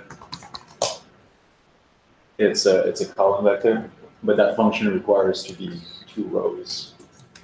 So Okay, I I just see. transpose it. Oh, the dot transposes it. As it's a small one, can we just like do a print WX to dense so like we can visualize the matrix? Yeah, perfect. Nice. just a second.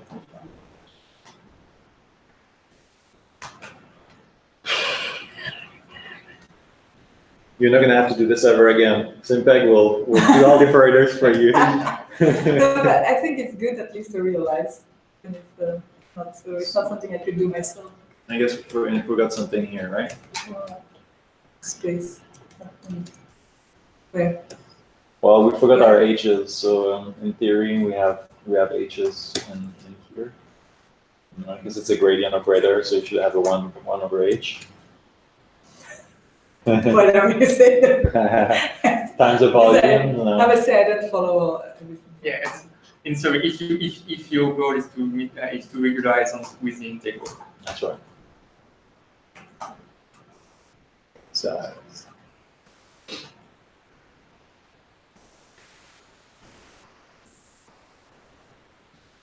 So it's giving me something.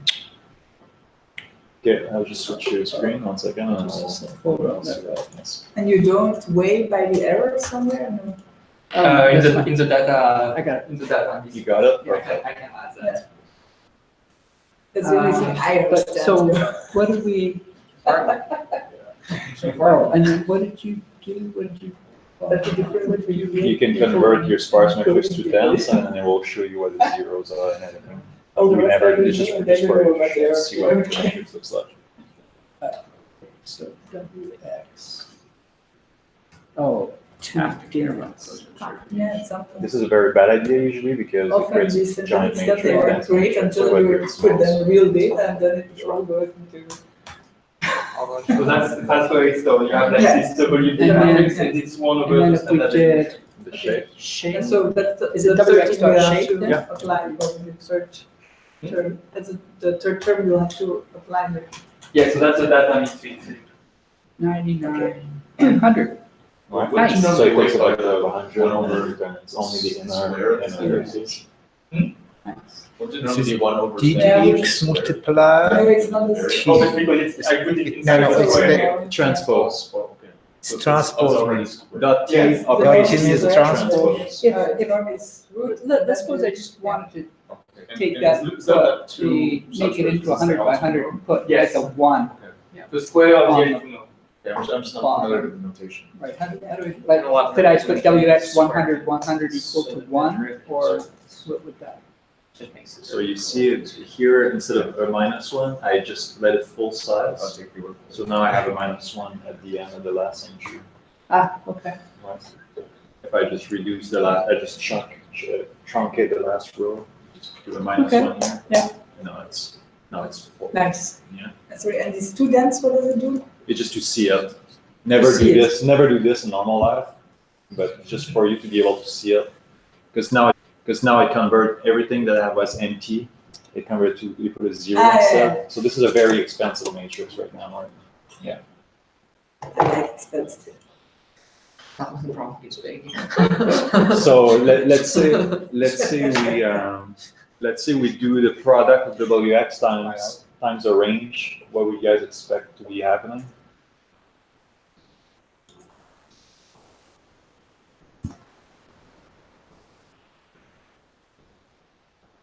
You're gonna do what? W, What's going to be the answer of this, you figure? I have the figure, but error also. All right, so this vector is going to be 1, 2, 3, 4, 5, 6, 7, all the way to 100. And then I'm multiplying by the gradient matrix. So what do you think the answer is going to be?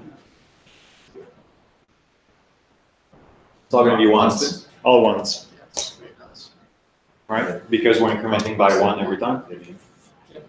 Or you can take the gradient of the model just. oh, so what is a range? Oh, so a range is going to give us Just like increment all around. increment 1, 2, 3, 4, 5, It's 6, just 1D, 7. it's Okay, not yeah. even one error.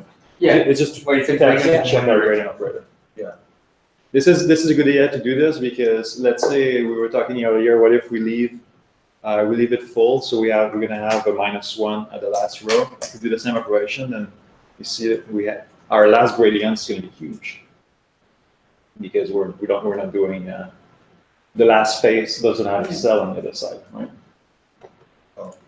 Details, but important details. Okay, so now we're pretty happy with our gradient matrix. The only thing we're missing here is that What's the problem here? technically we want to have dimensionality on your gradient. That's the usual way, right? So we want to have a 1 over c. A 1 over c. That's- Why do you have it? Like, You guys got this? The usual gradient operator has a 1 over h, right? Because we're calculating a distance in space. So we're just going to put a 1 over h and then 1 over h just for our cell size. So we're basically adding cell sizes to our gradient operator.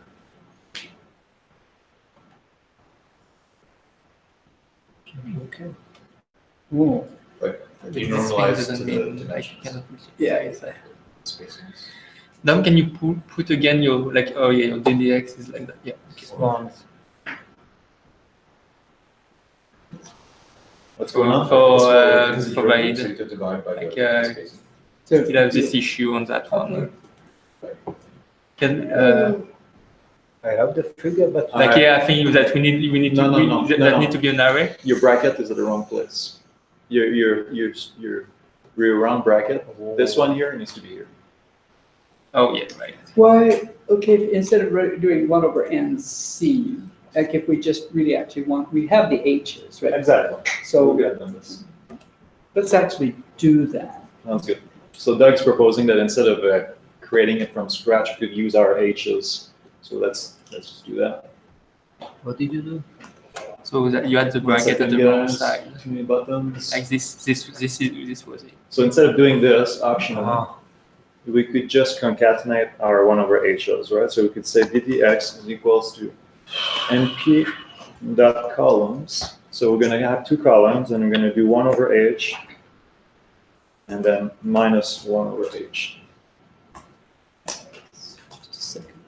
moment. Oh, I guess we did the opposite. It's minus and plus. So it's equal, like this. And then we can stack this guy inside here. That's the same. as Did you do an for underscore? Is that C underscore? Yeah, so those are two really good functions for NumPy.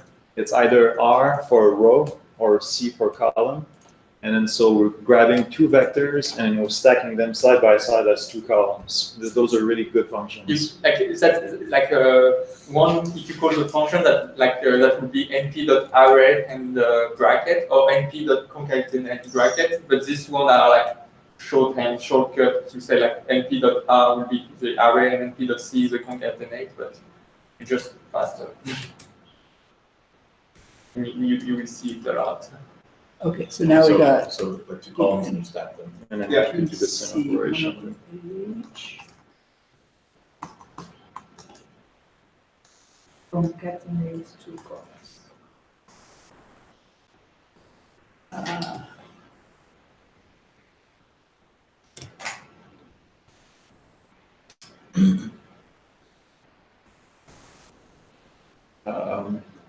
Yeah. Sorry, I was doing it wrong here, I guess. Because So it's what one, this one replaces over. the it's one everything over. it replaces everything behind the dash nudus. I'm New- sorry? The new thing replaces everything. Yeah, let's just do this instead. It's nicer. It's gonna comment this out. Let's use this guy instead. And why would you not divide the -1 anymore now? You remove the divide by. I was wrong here, right? Because this is h. We want 1/h, so it would be the inverse of this guy. My gradient operators is 1/h, and this is h. So technically, it's 1/. Yeah. This is the right way. You change it? We have our cell sizes, right? It's h. Because it's a gradient, it's 1/h. Minus 1/h plus 1/h, and then create a gradient operator.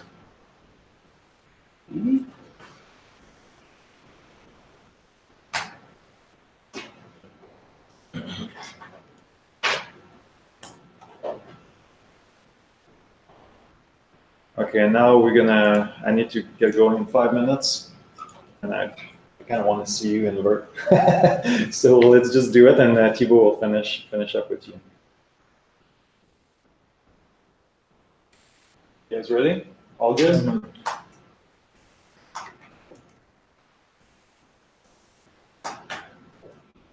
Yeah, just rerun this guy. Yeah, okay. Yeah, so for the gradient, that's what's happening. We have like, for example, if we have a three cell mesh, so we have three values, but for the gradient, we only compute it inside. So we have only two. So that's the -1 that Tom was Yeah, putting in the size. Yeah. And so that's the division by h. I see that. There's a lot of theory that we're kind of skimming over, but Yeah, so But for you, that's probably something you know very well. So that's I know. so if you heard about staggered grid, that's what it means. Is that we have cell centers, and so our physical property value, like resistivity, lives on that cell centers, but the gradients are on the cell face. Yeah. okay. So now we have all our operators, so we can build. We can try to It's a center minimize difference. our objective function. Center Yeah. difference on staggered. Okay. So as Thibaut wrote on the board there, to be able to find m, all we need to take is the derivative of our objective function, and then we will solve for it to be 0. But you already quoted this data display? No, huh? So we took the partial derivative of our objective function. It gives us this. Gives us these terms. Yeah, these two, yeah, and the first these one? two, and now we just isolate M. Right? So we push everything that has M. I guess you skip that step here, but Yeah, I went straight for it will be J transpose WD.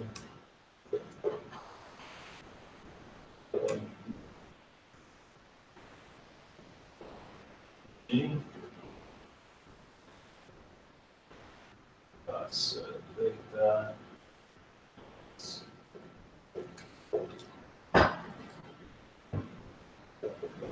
WX M is equal to GT WD.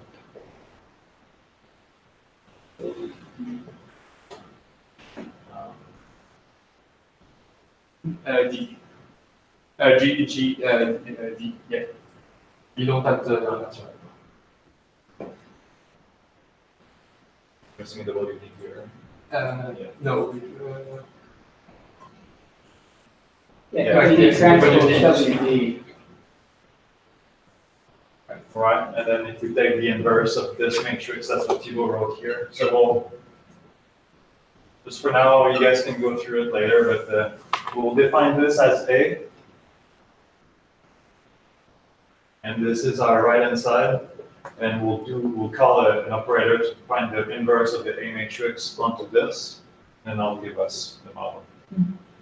Because it's a linear problem, and it's a square matrix, we could just do regression in one shot. No, my race. No, I'm just adding his WS matrix. Okay. That we just didn't have. Okay, so you guys can just write down what Thibault Yeah. has there. So the A matrix is NP dot. Well, I guess we didn't define the. We'll take a shortcut here because Yeah. WD as the standard deviation of our data is 1. So WD is the identity matrix. So we'll just ignore WD just for now. Okay, you guys can add it later. So we'll do the NP dot. It's going to be JTJ. Oh, you guys, I'm not in the right window. Hold on, one sec. A matrix. The matrix because we had the standard deviation of 1, that's the. So, And then we'll have a beta that we'll have to define with the beta times.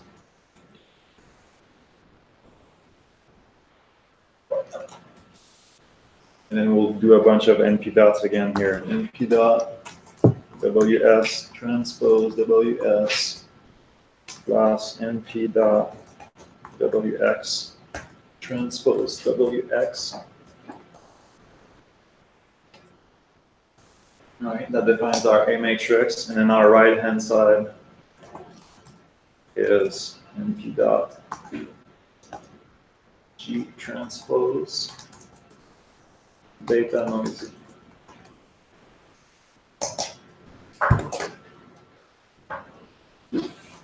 Okay.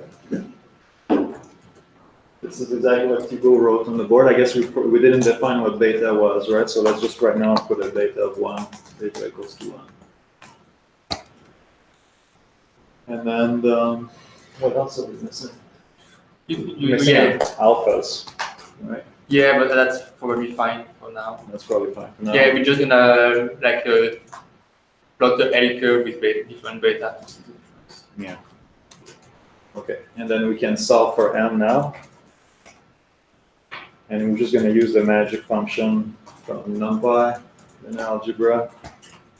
Solve a right-hand side. Magic actually refers to something specific, or is that just a colloquial thing? It's like my MATLAB backslash, right? So they figure out the best way to invert the square matrix. Usually we use CG when it's like a non-linear problems. But whatever, it's just too many details. Right now it's a square matrix, so we can just backslash for the model. And then let's just plot our CCX model, and then we'll put our solution on top of it.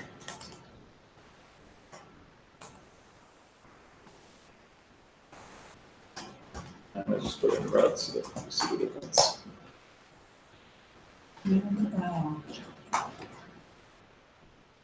So lin-alg is a whole Linear algebra, package. yeah. In alg, there's like all the types of solvers are in there.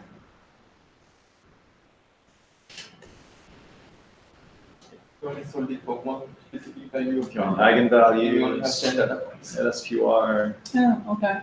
SVD, So Perfect, right? perfect. But we're trying to fit the blue color. Yeah, so Well, that's these the are, true, and are that's- true, and then because of our regularization, we end up with this model. She's not happy, Sarah's not happy. This model sucks. But we can put the two data to see like how they reproduce each other, because that's the problem, that we try to reproduce the data. Correct. We haven't checked how well we did that, so I'm just gonna copy this here. And then I'm just gonna show you what NP dot G times RM recovered. Right, so we're actually not doing such a hot job here. But Oh, because, it's yeah, gonna see your but lines. the thing is now that the next step is that we're gonna look for a value of beta that reproduce our data in the tolerance. But here, like the regularization is too high. We're putting too much weight on the regularization. Yes. So you just loop over the regularization and beta?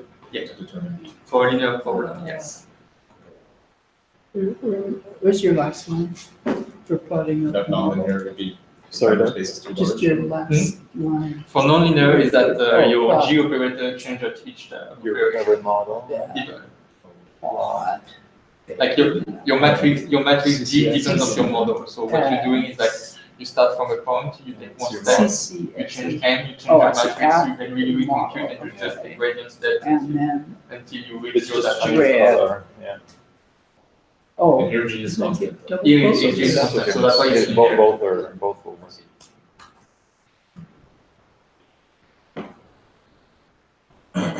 Excellent. And then to plot the data, I just copied. You can copy the function that you already wrote that above. Right, it'll be faster. Just copy these two lines here. DC is nonlinear. Yeah, that's why I was saying I know that I just know these concepts of okay, like, does that mean it works? I can explain to you, the philosophy. But I Yeah, the nonlinear problem is much harder. So. And then instead of oh, data Thomas times, Gibson, just like, do the product he wrote this whole thesis only about G times your model. this whole thesis. Oh. It's just about how we do better on the inversion for ERT. And Yeah. use the NP Dot.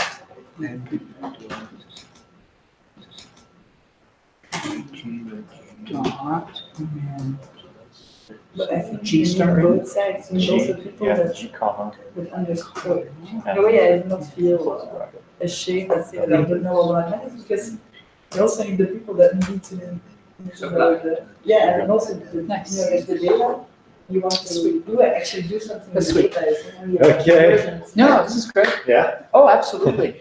So But there's it's great to Okay. realize a I- bit I- how otherwise, it works, so take that's it. why I There's appreciate too many it also. Options. Take it. Actually, Many I things are unknown, I would right? like to This way you, follow you have a somehow a template, bit more about. kind of get through it, you see something like, okay, that's how that works. And then, later on you might want to change something, but just having something kind of gets you from A to Z. Yeah. So here what we're missing is obviously we haven't dealt with alphas Yeah. and all that. But, So that's actually a good place to leave it.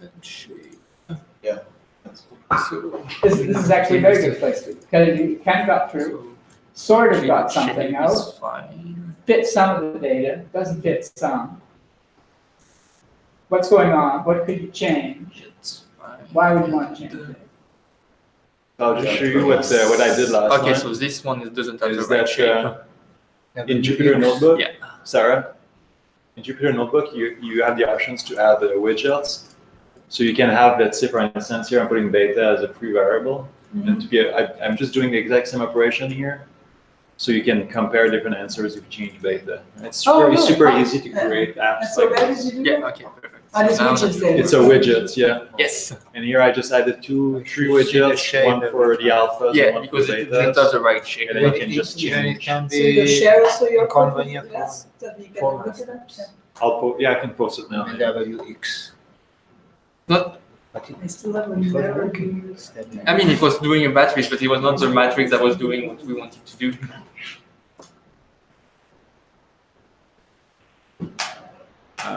It's just a plot instead of field. What's the name? What's the errors? And after RH plus, what did you do? Selected style bar. Yeah. That's what it is. It's just a little way.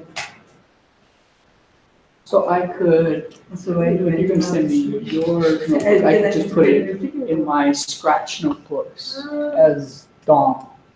We have put the name, so you can just download it. If you go to the Because I do it tutorial, just. syntax tutorial, Yeah. I just posted it. Oh yeah, because they're just plotting it on the same field. Yeah, And then, we're just taking it and just take that to do a new cell. I'll add a Yeah, channel. but anyway.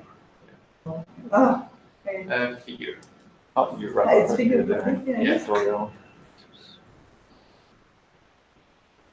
And then you can, if you go back to the upper bottom, go to the bottom like this. So now just Here. to, what do I see? Because I'm a bit slower than you guys. So what is on the axis here and here now? So that's our mesh, so we will. Yeah. That was our Okay. model. Yeah. It works, Okay. but we- Next time. Yeah. This would be, First, the first. and this No, no, means, for this- example, this would be a This, plot this, here. this. Yes, exactly. It's really. And here we have the model data, synthetic data, and the. Yeah, so that would be data one. So now, yeah, you're on page, you can go back to manual. Yeah, can go in, change things. Okay. So Yeah. in blue is the And this true would be one. for each And cell, then but it's stored as also, orange. just kind of getting familiar with where, This would be- where's the best way of Is there an getting order in the access data to already, or information. it's not You know, corresponding to a just certain take cell? some time. No, to kind of no, the figure out data, paper, it's just sci-fi. the data. Like Yeah, it's delivering because different yeah, spaces. yeah. You know, and then the Yeah, shortcuts. so after that, Yeah. this one should I do, but more, it's like, for example, okay, so I see that we have often have common lots like, you know, because you do it. So I have lots of scripts that like, yeah, I did this in this project, And how and I just Oh, yeah, grab- okay. grab it. Yeah, that's good. So if you could build yourself a library like this for Well, yourself. Yeah, What that sounds sounds good. Like here's a. Thibault will, I need to get going. Thank you, thank you. Use the data. Thanks, Don. Yeah, but actually, you want to reproduce the data, but mainly you. And want to be I able brought to you find something. The right model here. Yeah, I can give it to you now or on Monday. Yes, but you. Really? No, no, This is as that's- best as we can, Yeah. with For all your information we Yeah. can. Solve it or- If you have a second. Yeah, we have 10 data points, and we ask it to be small and. Well, so Right, now it's you- not more so like loud. you have value model for him that now. reproduces So now you just need to plot it. We don't have enough So if information. you scroll back up to where you had your, We can that's your thing. And that's the Where you plotted your model. model. Version. going up. Why So we here's use your model. Yeah. So this is how you plotted your model. And the smallest model. So you're gonna do the, Well, you but can do the actually, if same, you- it's same still not thing, really, right? the Because structure you wanna here is plot not- your recovered but actually, model in terms of against this synthetic one. data, we have come very close to the Just real, this. so I Yep, think so you grab I that. improved much by Copy changing that. regularization or something. So with the information we have, which is these data points, I this don't is know, the maybe best, just, the closest we can get to. But you need the regularization. And if I turn on beta Windows 0, machine. I'm gonna get something. Yeah, Uh, like so, I reproduce the data Exactly. Quite well, quite but- well, but it's Grab that. like You could just you Yeah. don't get Control anything. C. So you say, oh, On a well, Windows that's machine, not no. That's why you need Okay. geology to be. Yeah, that's why you need to geology. crazy model. Yeah, but it still fits the Control data. D. So then it's got the regulation saying, well, And so I mean, that'll look plot at our the true extent model. in the power in the But we 10 to the also power 7. want to So that's plot, where you need expert recovered knowledge So to- that's much structure. so that's Yeah, just so M. that's why you need to say, well, try to find it the And smallest then we one. can So give like him it just stays a different in color, let's value, say, and right? Let's plot you him see in there is red. a lot of spikes, so okay, I want it also smooth. But Like, isn't very that's short why in here you also have this It's not we do chi-square that. value to evaluate whether You should see, the, So you sum up. so the Yeah. red guy is our recovered Yeah. model, and the blue guy is. so it's, yeah, it's. This is it's the equals to one, recovered. And Not the. Yeah, because that's the measure of that's a measure of your data. And then the other thing that Dom was Basically, plotting like was the data. basically saying that So that's, The observed or the true data that's versus referring the to predicted the data data. based on that red line. That's referring This is to actually if you fit the data within the one standard deviation. It's a theory Like as the well. yeah, it's a lot. Yeah. So when you set your standard deviation, it's basically saying, Now, okay, I want to fit the data within one standard deviation. And so that's when you measure that chi-square thing. That's a measure of, okay, is on average all my recovered data within one standard deviation of the data. And if you do that, you're like, well, I don't need, like if you're close to 1, then you do better. If you're closer to 0, like more like 0.001, you're overfitting. Yeah, that's the, so they already told me, but I didn't say, so now it's going to understand. Okay. But we Are can- you going to continue commenting and add that, I think, to? Well, we can compute it like NP lines.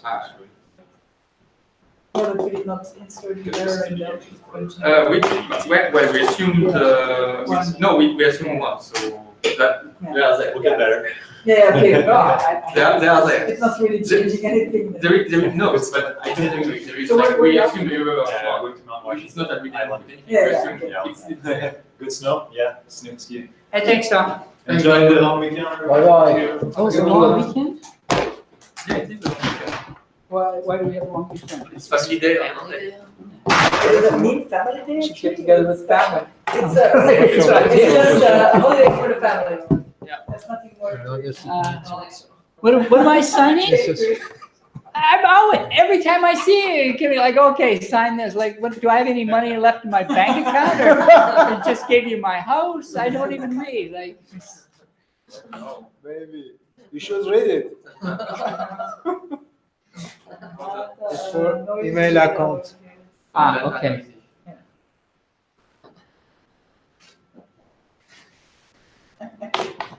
Wait. There we go. Thank you. Changing the thoroughly your brain. Perfect. Kevin, did you get a hold of anybody last night? I tried. I was it was a bit later than I said, but yeah, I called. Okay, so here, But This is And- a and- square value. So it's not that's my too large. chi-square. Fine. No, but we need to divide by the number of days. Yeah, of course, yeah. So you never got hold of anybody? Okay. All right, that's fine. We'll just- I saw So, and this was the very, very low, you have it? This is So the, that's the That's one fine. with, I so mean, here we it's like we not want a- to be close to I 1 think and like, yeah, okay. the more So we crucial good, but like we items just. already. that is still quite low. So, Directed. You Yeah, so sent we, them. maybe we that like, summary. like So so that what was we actually do, we very will for close. loop Yeah. over different I data think and what- see. To optimize What's important is just kind of like and the Yeah, so single this page one that is they can almost see like, okay, here's the 0.97. Yeah, that's a great one. So you So agree that that- this would be an I realized additional that, way to find the optimum, not only just data misfit, but you would add that? But that's the data missing. Yeah, yeah, but what then the difference with RMS? Relative. My Yeah, and that's what the chi-square is. That prompt alert. Yeah. Uh, I might have to send a duplicate. you're basically saying that I'd just be squeaky. So- It's the same then, but it's Yeah, just it's by like- that number of Yeah, have it's like your expected beginning next week. value Say, hey, I'm of following up on this. You know, what about this? And- one of this 1/2 Okay. WD Yeah, because definitely GM and I'll take minus D square. Yes. So its expected value is your number of data divided by 2. those technical sections. Mhm. So you want So that value to be as close as possible to that. And that's your very, and if you're close to that, that means that you fit your data within the standard deviation. The other sections. So that- That's your chi-square. Yeah. Yeah. So that's how you do it. relative R, Pretty I guess that's also just the data misfit divided by the number of data. Yeah, so Okay. basically if you want it to be just to, like the 1/2, the Okay, 1/2 just here give is me- because of the 1/2 here. Yeah. And if you divide that by the number of data, then you will have 1/2 I'll be or working 1/2 most of the weekend. or 1/2. So Yeah. so it just, like that's the same measure, it's just how do you scale it? I mean, it's Yeah. But just if anything happens. And so that's how you like that. Yeah, that would be your stopping criteria. Like I want to be, you want for the linear problem. So there you go. That's See, every day you learn something. That's your. It's good. Yeah. It's good. I'll have to charge it because That's your criteria. the battery here. I don't want I to go to after several years, I'm just feeling that learning something new. Well, you just get so involved in administration and stuff and details, and you're like you're busy and you're doing some, but you're not doing some of the things that you really For want several to years do. that I just was doing typical work every day. Yeah. Exactly the same software, the same environment. Well, even worse, to just working with people and shuffling paper and handling bureaucracy, which is what most of us tend to do. Like what? Thank you very much. Good. So when does your right come? About 1 month later. Still a month yet. Yeah. Thanks to both. There is one other way to you Thanks a can lot. choose. Yeah, there is one other way you can choose beta to set. That's another criteria. If you're not sure about your node, Oh, yeah, yeah. I already put it here. That sounds good. Is this just iterating? Can you add Yeah. that to the script also that we can see how to do? Yeah, I can plot it that. But so basically here I plotted How do five. you plot it? Is it Fine. I flat, And so you'll try so to that's my find this data point misfit here. compared to the regularization and for different value of beta. And And a you good can- beta would be like like the Yeah, edge of this it. is the But strangely with ERT, it's always, this Did doesn't you work write very well something? with non-linear version. This- Yeah, because the non-linear It's is not linear, yeah. like the Well, you edge. can often you can do it in most codes, but nobody uses it because it does not seem to. Yeah, the theory of linear and curve doesn't hold for non-linear. Ah, okay, that's right. This is really a linear criteria. So most DC codes, you're actually, with each iteration, you're changing your beta. Yeah, that's what. You're starting with a Typically, large but beta. it's subjective. Right. That's not a Yeah. thing about data. And G change that GT. That's also. Right, but I was just talking about regularization. Yes. You're not ever finding an optimal beta necessarily. No. You're starting with a large beta that But this I focuses find on. very strange actually that still with ERT, indeed, but what I typically do is changing in my case it's lambda to find chi-square that is close to 1, but I do it manually. Because with this L-curve stuff, it doesn't work, it always goes to Yeah, very you low can resolution. do that with non-linear. But is there no way to do this with a more appropriate optimization technique? I think it's so strange that we have to do this manual thing. It's because it's it's just because of the non-linearity, so your sensitivity metrics change depending of your model. Yeah, but it means that probably doing it subjectively we do things that are. If somebody else would do the same thing, he would not obtain exactly the same inversion as me. Probably. Yeah, because you start from a different point and you run it differently. But basically, like for non-linear inversion, you kind of do kind of the same thing, but with a specific J, and then you end up at another point. You compute your J for that new model, Yeah. and you take another The gradient moment step I already knew it. until you reach. If I want to save us. And what you do also is that you start from a large regularization, and so basically you tie the problem Direct. a lot at the beginning, and then further down the inversion you Unleash it. Let's see, because usually it'll beta save lower it and to where lower. this is. allow it to have if you more just structure, saved it because basically currently, you this start is where it from would probably save it very to. far solution, and then you get closer to something So we that's probably want to do a path closer to relative to solution. where this is. Do you know where this is? Where is it? In the beginning, you explore a lot. Yeah. Peter. So do you know where, because this is where it is right now, Yeah. right? Yeah. So maybe let's just go ahead Well, it's and more like for it's now, more, let's well, it's just, more, yeah. let's just save it. So if you just want It's, to change the name, it's, then just like click as you here. decrease beta, So we can you- just you rename like it and you- you can you change allow it it to to whatever. like you allow it more structure and less. And then, so if we name it code 1, and so right now code 1 is here, which is kind of this I mean, base there are directory. So it might be easier to actually just go into our file inverse system, problem. kind But it of. sounds like. Here's code 1 here. And so the now, percent for ERT if is you not- want, we can just, No, we yeah, can- it's not in a- is a- instead of trying to do everything here, we And can what's just move this it here. environment? This is Yeah, the yeah. whole environment. Yeah, but again, Home. I. So I this think is just kind of I don't know when you whether we're launch- going to change When you code, launch but the I think, notebook, It it came depends up on with what you this, want to and this do. is I kind of think how it's you not navigate necessary if you to a want to specific do a real notebook, survey kind and of. so on. From the And so if you had another day notebook, to like you could understand go, all if you had a mathematics notebook that in is your derived. Garmin folder or You have to something, you could understand go what in you're there and you doing, could what's launch the that, impact and that of would just different come up as factors another you're tab, changing, I think. so you could have multiple Why? notebooks Yeah, I open don't at the imagine same time. So if I want to go out and they come in. Like, do It's they not need that. to, do they need to use? No. No, Okay, so yeah, No. you've saved that, guys, so we can close this if we want to. They need to understand. Yes. How do you find bother? They need to understand what yeah, the yeah, physics I exactly. guess this yeah, was that's just for the easy to hangout do. we're in, so we can. And maybe probably- what is the problem? So what I do explain to Save. people is that there's still a difference between what you measure and then you need mathematics to find a solution So because this is otherwise there's no done. unique. Go out We of cannot this. say we measure this, so this is directly the No. output. It could be this model or this model. Yeah, So- so there's an Imagine uncertainty. what we You just could did. come We back had to like here, and so this is the 100 terminal that's and 10 controlling data points. where you launch things from. So it's So I like think it's like you I'm would literally probably like wanna it's like kill- in the ratio.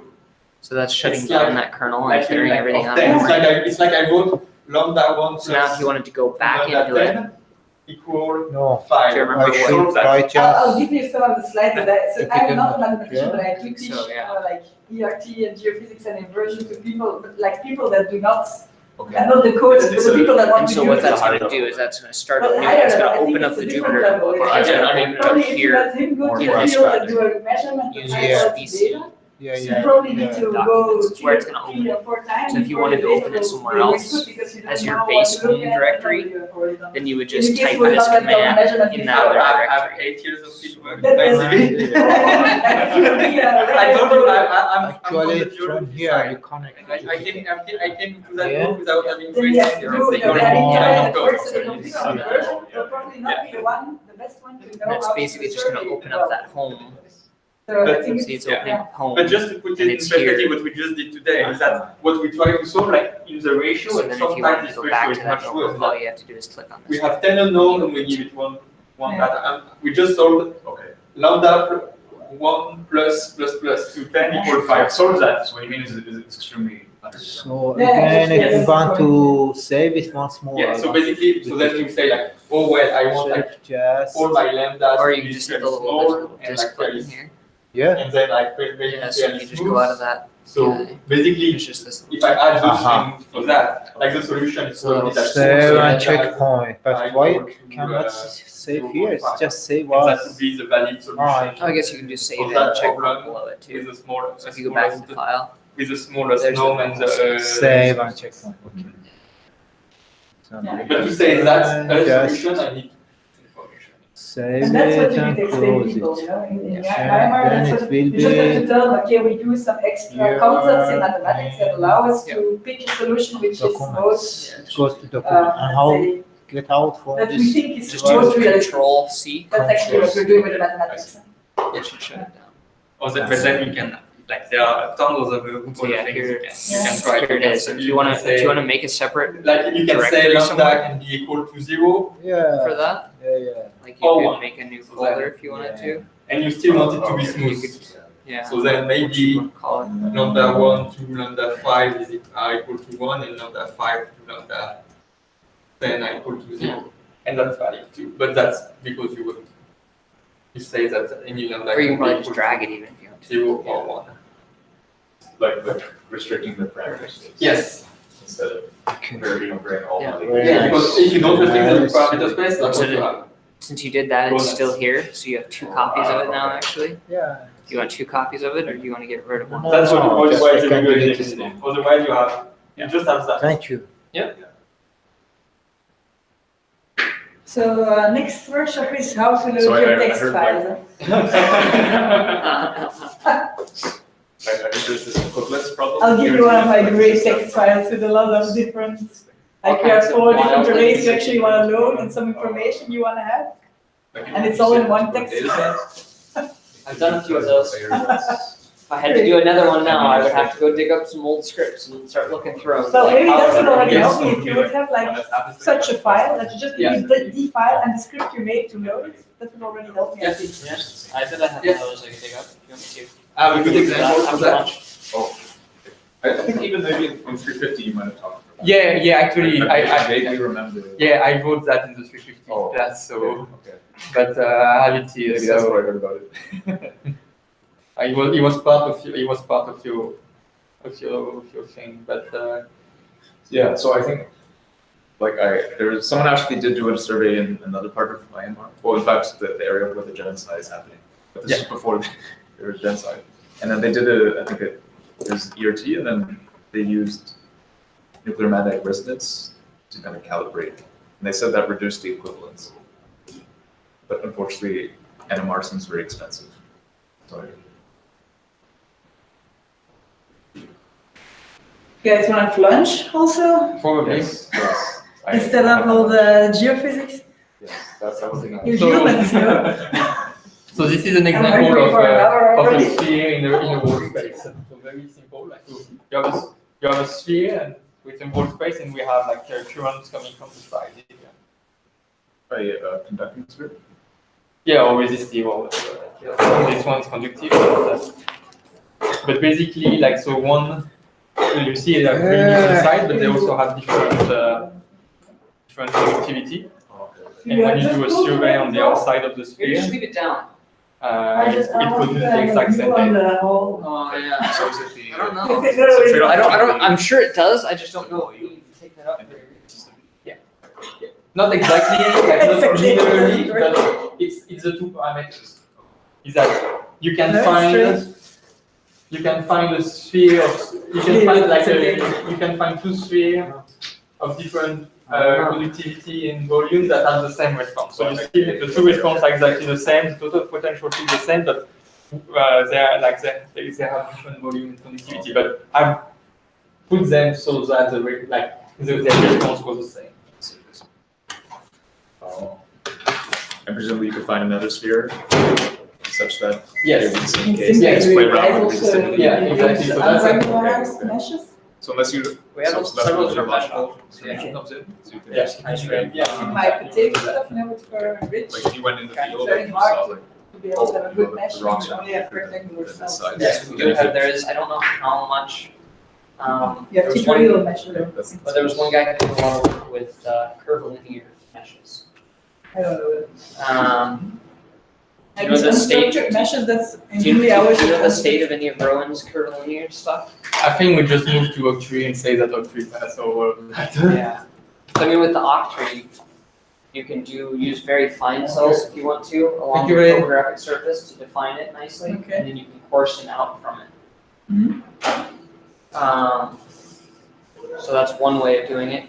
But I mean, at one point we did have Curvilinear, yeah. we did I have just- some stuff so that you could literally have this was your Because with mesh cam, topography. this is not so. You could literally have kind of cells that kind of Why not with triangles simply? wrap to that. I mean, we could, that just kind of, that goes to more of a finite element approach. Yes, we- That's right. Yeah, we use finite volume, We always use. and we have our reason for that. Yeah, pi Gimli is infinite elements. Yeah, so finite volume, the advantage is that some of Maxwell's laws are automatically true in it. While if you use a finite element, you need to take special care to make the physics work. Finite volume as a finite volume, like the main reason is that finite volume conserve mass, field, and flux. Okay. Where with finite elements, you need to add extra terms to make sure that your mass is not changing. Your problem. So it's just a conservation of energy and mass. Finite volume takes care of that But automatically. that has implications for the types of meshes you can easily use. Yes. Okay. So example like a But then pyramid. you just solve these kind of problems with mesh refinement in certain areas. Yeah, I see. I mean, one, kind of the founding person of Simpeg had done some work with some of these Yeah, so that's a curvilinear mesh. curvilinear meshes. Yeah, when we do, I use a lot of solid physical models. We have the same issues there. Yeah, we stick also to finite volumes. There's the same, it's transfer of water Yeah. and solutes in the soil. Yeah, so you need to conserve your mass. So yeah, and then it's quite important to do. If your quantity of water change during your modeling, No. it's not good. I was Yeah, we showing had the same. We had a lot of stuff on. In the end, we decided just to work on mesh refinement and things like that. Yeah. Local mesh refinement and not on changing the IB. I was showing that to Kevin too, I think, because for his type of thing. So that's like a very simple DC problem. It's like a sphere in a wall space, and we took survey around, and it's just like that's two spheres of different volume and different conductivity, but the conductivity and volume are set so that they are producing the exact same. Yeah, that's nice to show in a course, for example, this kind of things. Yeah.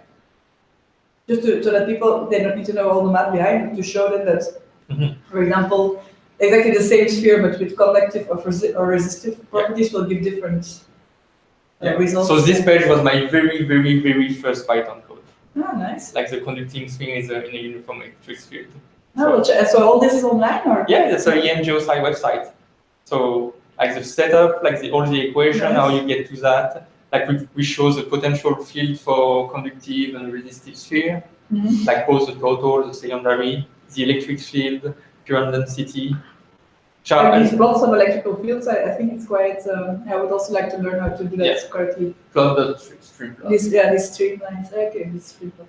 Yeah, and then like the charge building, and then the data, and then we show that photosphere where you can get the same. Did you see these plots of Florian where that's with Pygamy code, but he created, it's like movies, where you can actually see, so he moves, for example, over a weather array, and you can see the streamlines of each combination of electrodes in the movie. Yeah, we have that too somewhere. It's nice. But this kind of thing is really, this is for education of people that are not really from the geophysics community, that's really very useful because they we need to visualize a bit what's happening. Otherwise, no. We have something very similar at both survey and field. But I think that your effort, it's probably a lot of effort in the beginning now for you guys to do all that and publish it. But this is for an eternity of people. It's So because on the other hand, you should think that everybody needs to do it at some point. If you do a PhD, you need to get into this. So everybody does again the same work as somebody already did before, and if you can have a website like this where you have to go over it again to really own it afterwards, but at least you have the clues to So that's one of the movies that Dom did, like for two spheres. That's really cool. So one is conductive, one is resistive. Guess which one is what? That was the exercise. Yeah, but that's great. Yeah. And so with a point current. So that was for that, but we have also a movie for the surveys on how you build the pseudo section and stuff like that. Oh, that's cool. Yeah. That's a lot of material. Actually, there's a lot of stuff in the image, so. And GPG. What's the difference because this GeoSci and GPG, what's the difference between the two? So GPG is geophysics for geoscientists, so it's more like geared to geologists, geographists, like civil engineer, etc. So it don't go into the detail, just like basic physics principle, and that's what the data looks like, and that's what you do with the data. Yeah. Like while GeoSci, it's like air, Maxwell's laws, and air's interaction. I think I already passed into the two of them.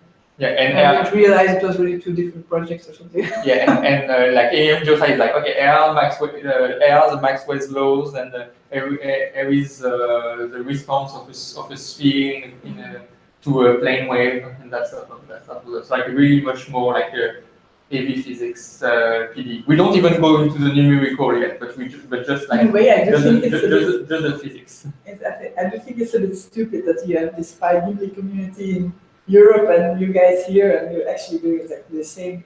With a little bit of different principle in the code, of course. It's not the same code, but you're trying to do exactly the same. It's a bit a waste of energy, That's always in science a bit the case. Well, just think of Windows, Linux, and Mac OS and Android. It's all the same thing too.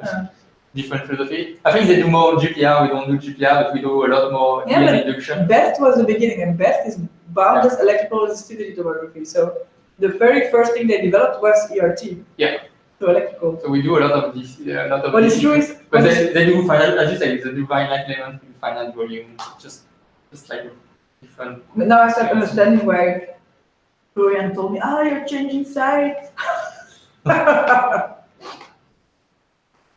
First, I was thinking changing sites. No, I'm just going to learn another code. But This one is not the greatest one. We had a better one maybe on the GPT, but basically, yeah, okay, that's the idea of like how you build a pseudo section. This one I already used in courses actually. Oh. But I must say that this website is much, what Bert has that you don't have is like a PDF, like a real manual, you know, where it's step for step explained and then you have examples and this is a PDF. But actually I think if you